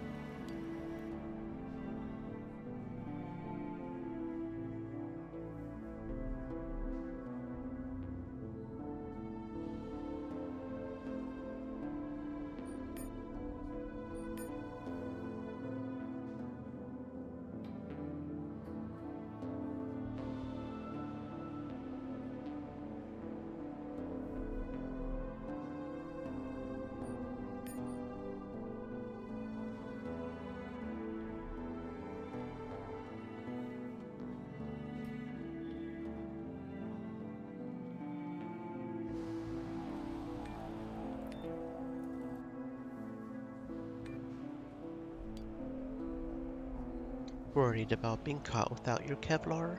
Tired of hiding under your desk when riots start? Then this bio armor is right for you. Our patent subthermal scaffolding encourages the growth of benign, high tensile tissue that cushions flesh and bone against all manner of impacts. With no short-term effects on the immune or nervous systems, there's no need to hide with tough hide. Stream Elements said, "Stay moist, my friends. Hydrate." What seem like thousands of needles plunge in and out of your body, implanting microscopic needles in a honeycomb pattern. As soon as they're in place, the notes hijack nearby cells, changing them into a film-like durable membrane. It spreads beneath your epidermis like a blitzkrieg, its conquest complete before your immune system knows what hit it. And even as a massive autoimmune response prepares to turn your whole skin to mush, as a last-ditch effort to drive the intruders out, the nanobots are tricking and cajoling white blood cells into laying down their arms. To say this invasion hurts like hell would put it mildly, but bullet holes hurt a hell of a lot worse.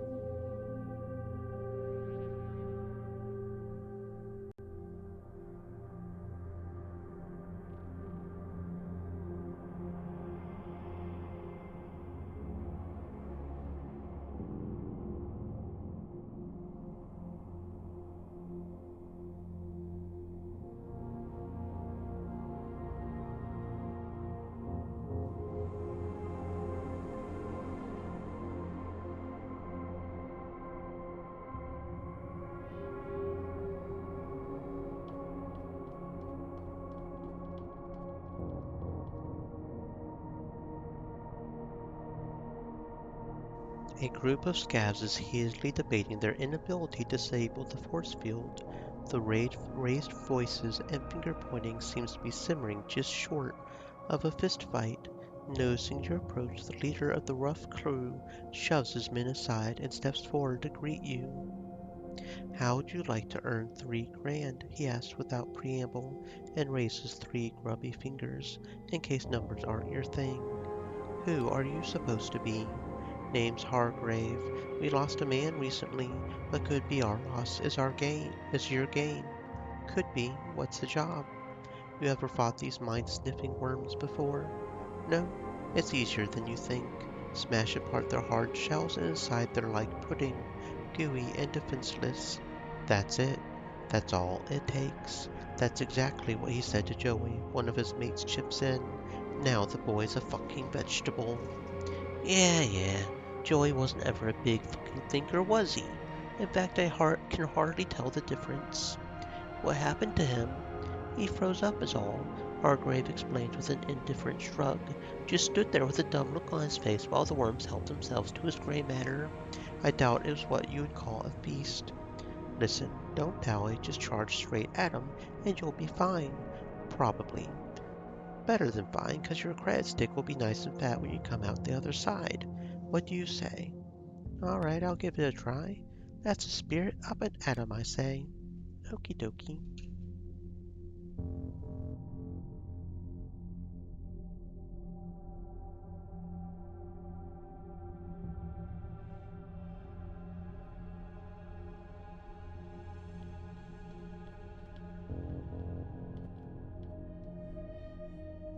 Something touches your mind, probing at first, then digging deeper, as if peeling your brain like some exotic fruit from old Earth. You tell yourself it's not real, that nothing can harm you with a thought, least of all some mindless worms, but a violent seizure dispels the notion. Not scared, let's do this.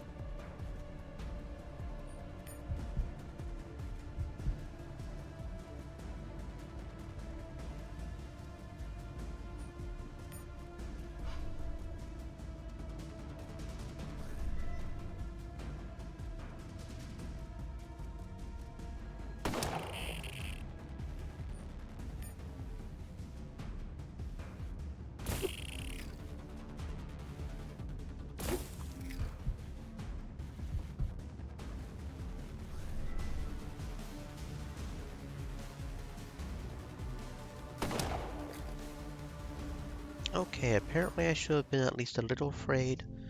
That was hmm, that was something for sure. But we came out on top, and that's what matters, right, boys? That's going to take a few of our med packs, but that's okay. We can work this out.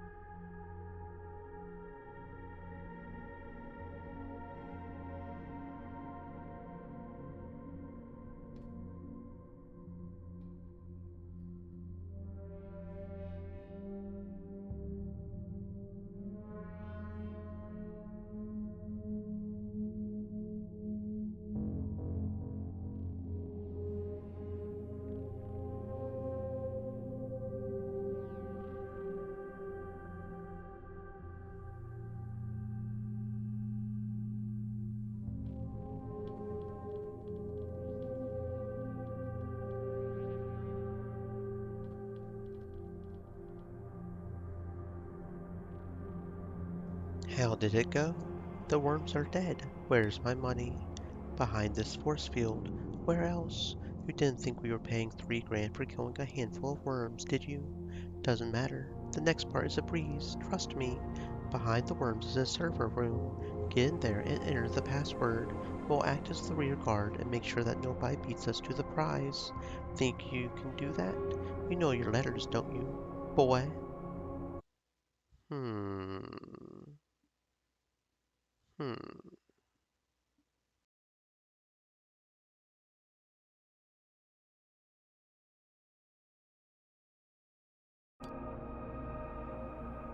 Then what? The magic password opens the door to the generator, shut that down, and the force field disappears. After that, you get paid in full, my friend. Hmm.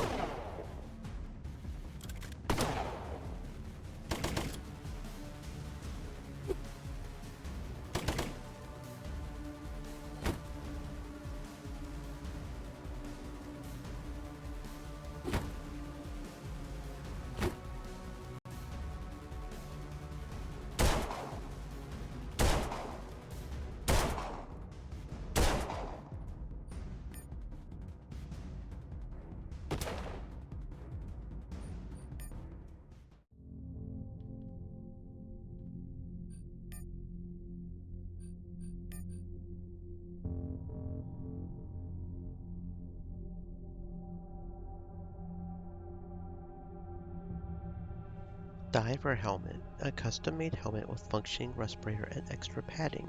This model is favored by divers, brave or desperate, scavs who dive into the miles-deep ruins of Mission Control Center. That replaces the breather, so I don't want that.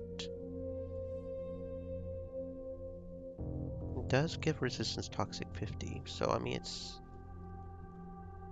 compared to the Enforcer helmet, it's not better though. So no, yeah, no. Guard boots, heavy boots, accented with metal knee pads to jack up the price. No. Scav jacket green. Fashioned from thermoplastic fiber, this jacket can stop a blade or disperse the impact of a hammer, but its stopping power all but disappears when bullets start flying. Yeah, not better at all. Okay. What else did we get? Not much else. potential shotgun for Jed. Double check that these aren't better for these guys real quick. Not that. Yeah, no, not really. Nope. Okay, potential rifle for Jed. Nope. Rusty Doomsayer is better. Okay, so we didn't really get much from that at all. Double check there weren't any implants I just accidentally missed. Were there? No? No? Okay. Okay, only problem is I didn't get the password, did I? Shit.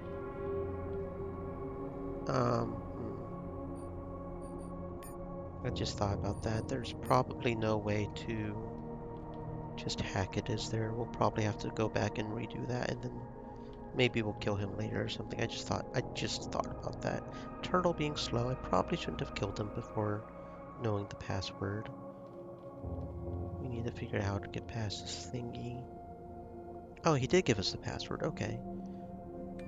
Back in the day, one could monitor employees' communications, initiate a lockdown, and enable or disable the force field in the conference room.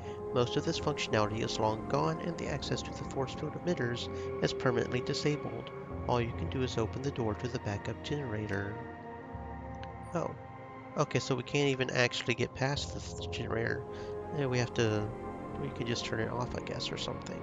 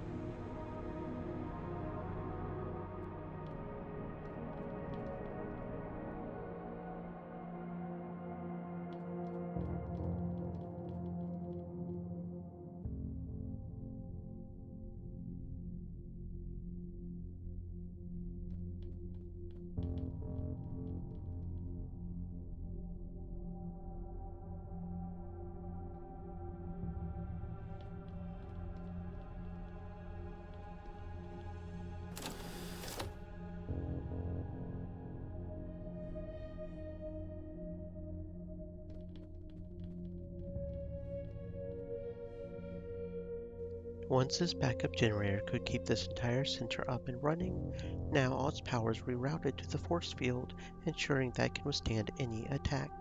The fail-safe system's watching the generator like a hawk, not only for changing voltage or circuit interruption, but also for any unauthorized attempts to force a shutdown. The generator's been designed to keep the admin center and the future colony operational no matter what. Sabotage ranked high on that no matter what list, so nothing as simple as pressing a button or taking an axe to the control panel would do the trick. To shut it down, you need to disable the failsafe system first, or reprogram it if you have the skill. Faith? Manipulating the failsafe system is easy if you know what you're doing. While it refuses to accept any commands, it freezes for a moment each time Faith presses a digital button, then pretends it never happened. It does respond to any change in the generator's operational conditions, instantly making necessary corrections. Faith feeds fake numbers to the system, creating a virtual emergency, unstable voltage and frequency, enforcing an immediate shutdown. Okay, so that means we can go over here and see what's over here now, I guess.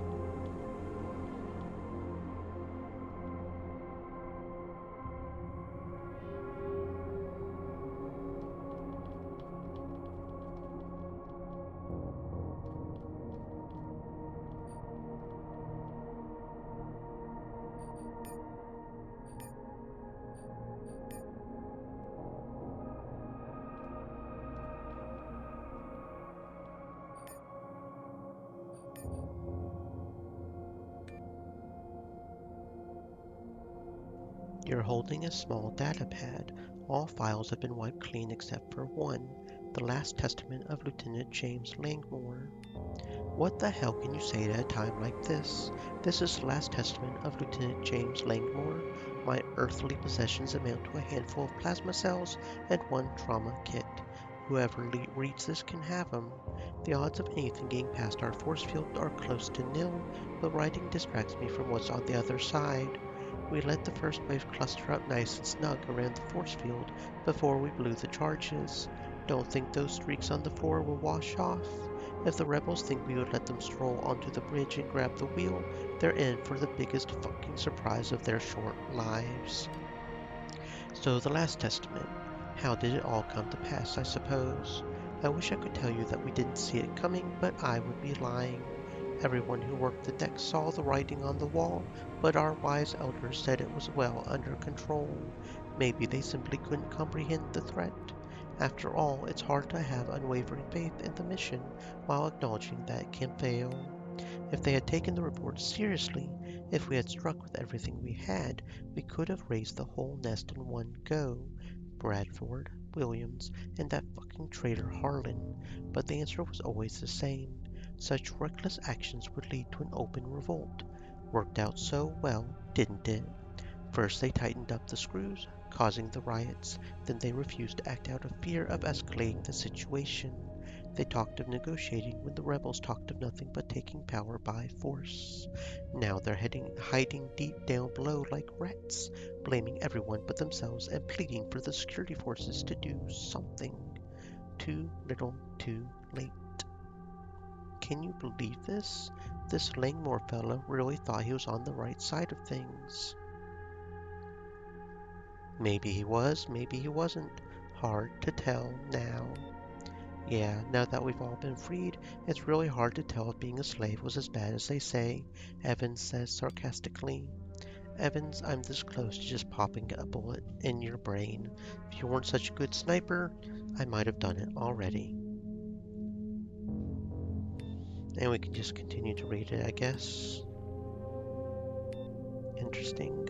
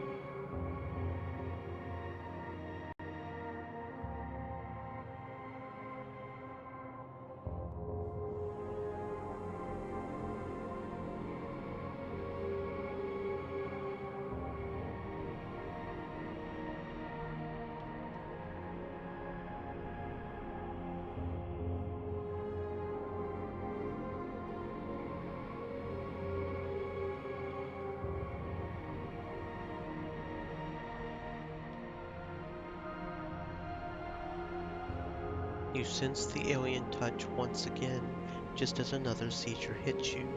Fortunately, it passes quickly, but the intrusive presence in your mind remains. No fear, let's do this.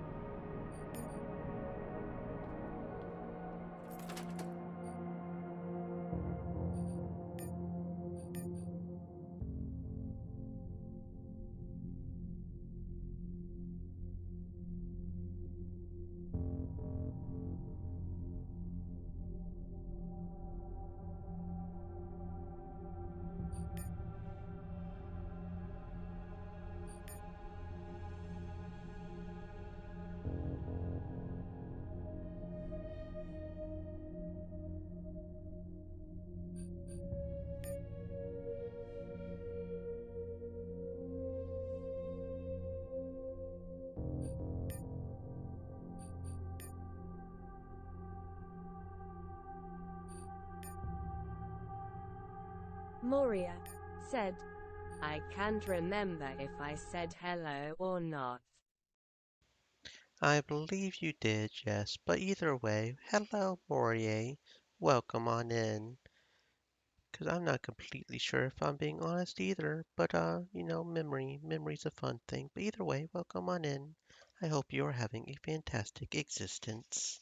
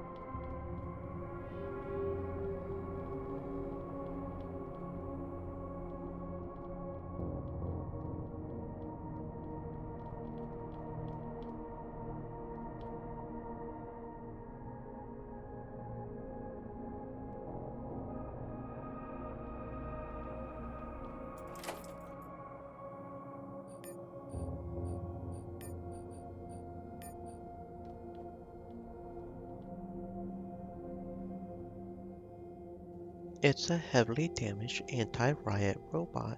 Judging by what's left of its armor, it took quite a beating. Hmm. Activate it. Place your weapons on the ground and move your hands to the back of your head. Though the robot is stripped of armaments, the voice conveys the perfect mixture of authority and threat. Failure to comply will be considered an admission of treason, which carries the penalty of death. Absent an appeal, penalties are administered immediately. What do you mean treason? I haven't admitted to anything. Be advised that ignorance of the law, rowdiness, and loitering all breaches of your duties as a citizen. You have the option to make a voluntary confession in exchange for leniency. This offer is limited in duration. 30 seconds, 29, 28. Unauthorized deactivation of an autonomous corrective unit is punished. Reboot in safe mode. Awaiting orders. Identify yourself. Autonomous corrective unit Romeo Whiskey Sierra Model 15. Primary protocol riot suppression.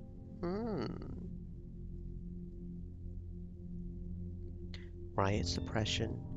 Riot. Violation of Ship Authority Code, encouraging the well-being and positive attitude of citizens. Chapter 4, Section 12. A criminal offense against public order involving 3 or more people. Status report. Power 09%. Structural integrity 17%. Main armament LS-42A plasma cannon inoperative. Secondary armament Carousel 2 grenade launcher inoperative. Armor Steel Cage M2 damaged. Combat response integrated module. Target acquisition Marksman 3000. Tell me about Marksman 3000. Marksman 3000 is a cost-effective targeting module designed for home security products. This model features completely redesigned thermal sensors to address consumer concerns about the alleged sensor malfunction in Marksman 2500 LX, which resulted in 126 allegedly wrongful civilian deaths. Is there anything better than 60% accuracy? 50 to 60% accuracy is an ideal performance range for riot suppression units designed to disperse unarmed protesters within an acceptable level of casualties. According to market research, casualties below 40% are not high enough to dissuade lawbreakers, whereas casualties above 70% deplete the local workforce to economically unfeasible levels. Are you saying Marksman 3000 is all we've got? All riot suppression units are outfitted with Marksman 3000 target acquisition modules. Urban warfare units are outfitted with BAE Systems Terminator M5XI modules, which consistently demonstrate accuracy rates between 70 and 75%. Hunter-killer units are outfitted with SS-2A modules. All information on surgical strike modules is classified. Tell me more about the urban warfare units. In the unlikely event that riot suppression units fail to successfully resolve an incident within 30 minutes, the incident is reclassified from riot to rebellion, and urban warfare units are deployed. These units have access to a broader range of law enforcement protocols, including enemy combatants and scorched earth, the latter of which has been a trending resolution protocol with field commanders for over 10 years. After the rebellion incident has been resolved, hunter-killer units are deployed to find and neutralize rebellion participants tagged as instigators. These may include foreign as well as domestic targets. Judging by your state, this steel cage armor doesn't seem to be very effective. The steel cage product line protects the frame and key components without reducing maximum speed and mobility, not recommended for military deployment. So all you can do now is annoy the passersby? Your complaint has been forwarded to the Ship Authority Interim Auxiliary Sub-Office of Citizen Rights. Please allow 24 hours to verify the complaint and contact you with a response. Be advised that the penalty for filing a false complaint against an autonomous corrective unit is 1 year penal labor. Where do we get new armaments? An autonomous unit that sustained damage must report to the nearest maintenance depot for assessment and repair. Searching for a maintenance depot. Not found. See if you can repair it. It's not going to be easy, that's for sure. The gyroscope is torn to shreds. The head is damaged beyond repair. Fortunately, it houses only the sensors, not the CPU, and the holes in the chest need to be patched up. Then there's the small matter of powering it up and arming it with plasma cannons or machine guns, perhaps, not to mention the ammo. Replace the head. You hope you know what you're doing. Install a new gyroscope. Patch up the armor. Reboot. Slowly the robot rises until it towers over you. The head turns to the sides, registering the empty mounting rails. Autonomous Corrective Unit Romeo Whiskey Sierra, Model 15. Primary protocol riot suppression, awaiting orders. Status report. Power 09%. Structural integrity 100%. Main armament LS-4 2A plasma cannon not installed. Secondary armament Carousel 2 grenade launcher not installed. Armor Steel Cage M2 Combat Response Integrated Module Target Acquisition Marksman 3000. How do I power you up? I require a new fuel cell. Searching for the nearest maintenance depot. Not found. Thanks, that's very helpful. What are you planning to do with it? Asked Jed. I don't know yet. It's not much use without the weapon systems. Most of these robots were destroyed during the mutiny, says Faith, examining the plasma-scorched torso. Not enough parts to repair the few that can still be salvaged. We need a proper workshop. All we need is a couple of machine guns.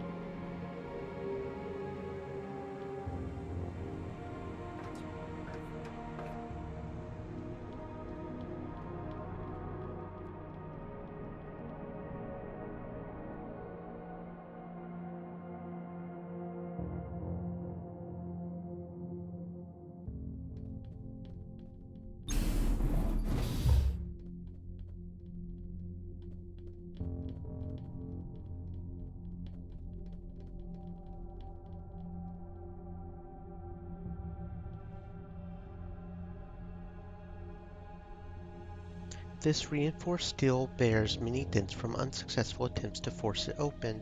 The single eye in the middle of the door, a decorative retinal scanner, gazes upon you with indifference. I don't suppose you have the eye with you, asked the voice behind you. Afraid not.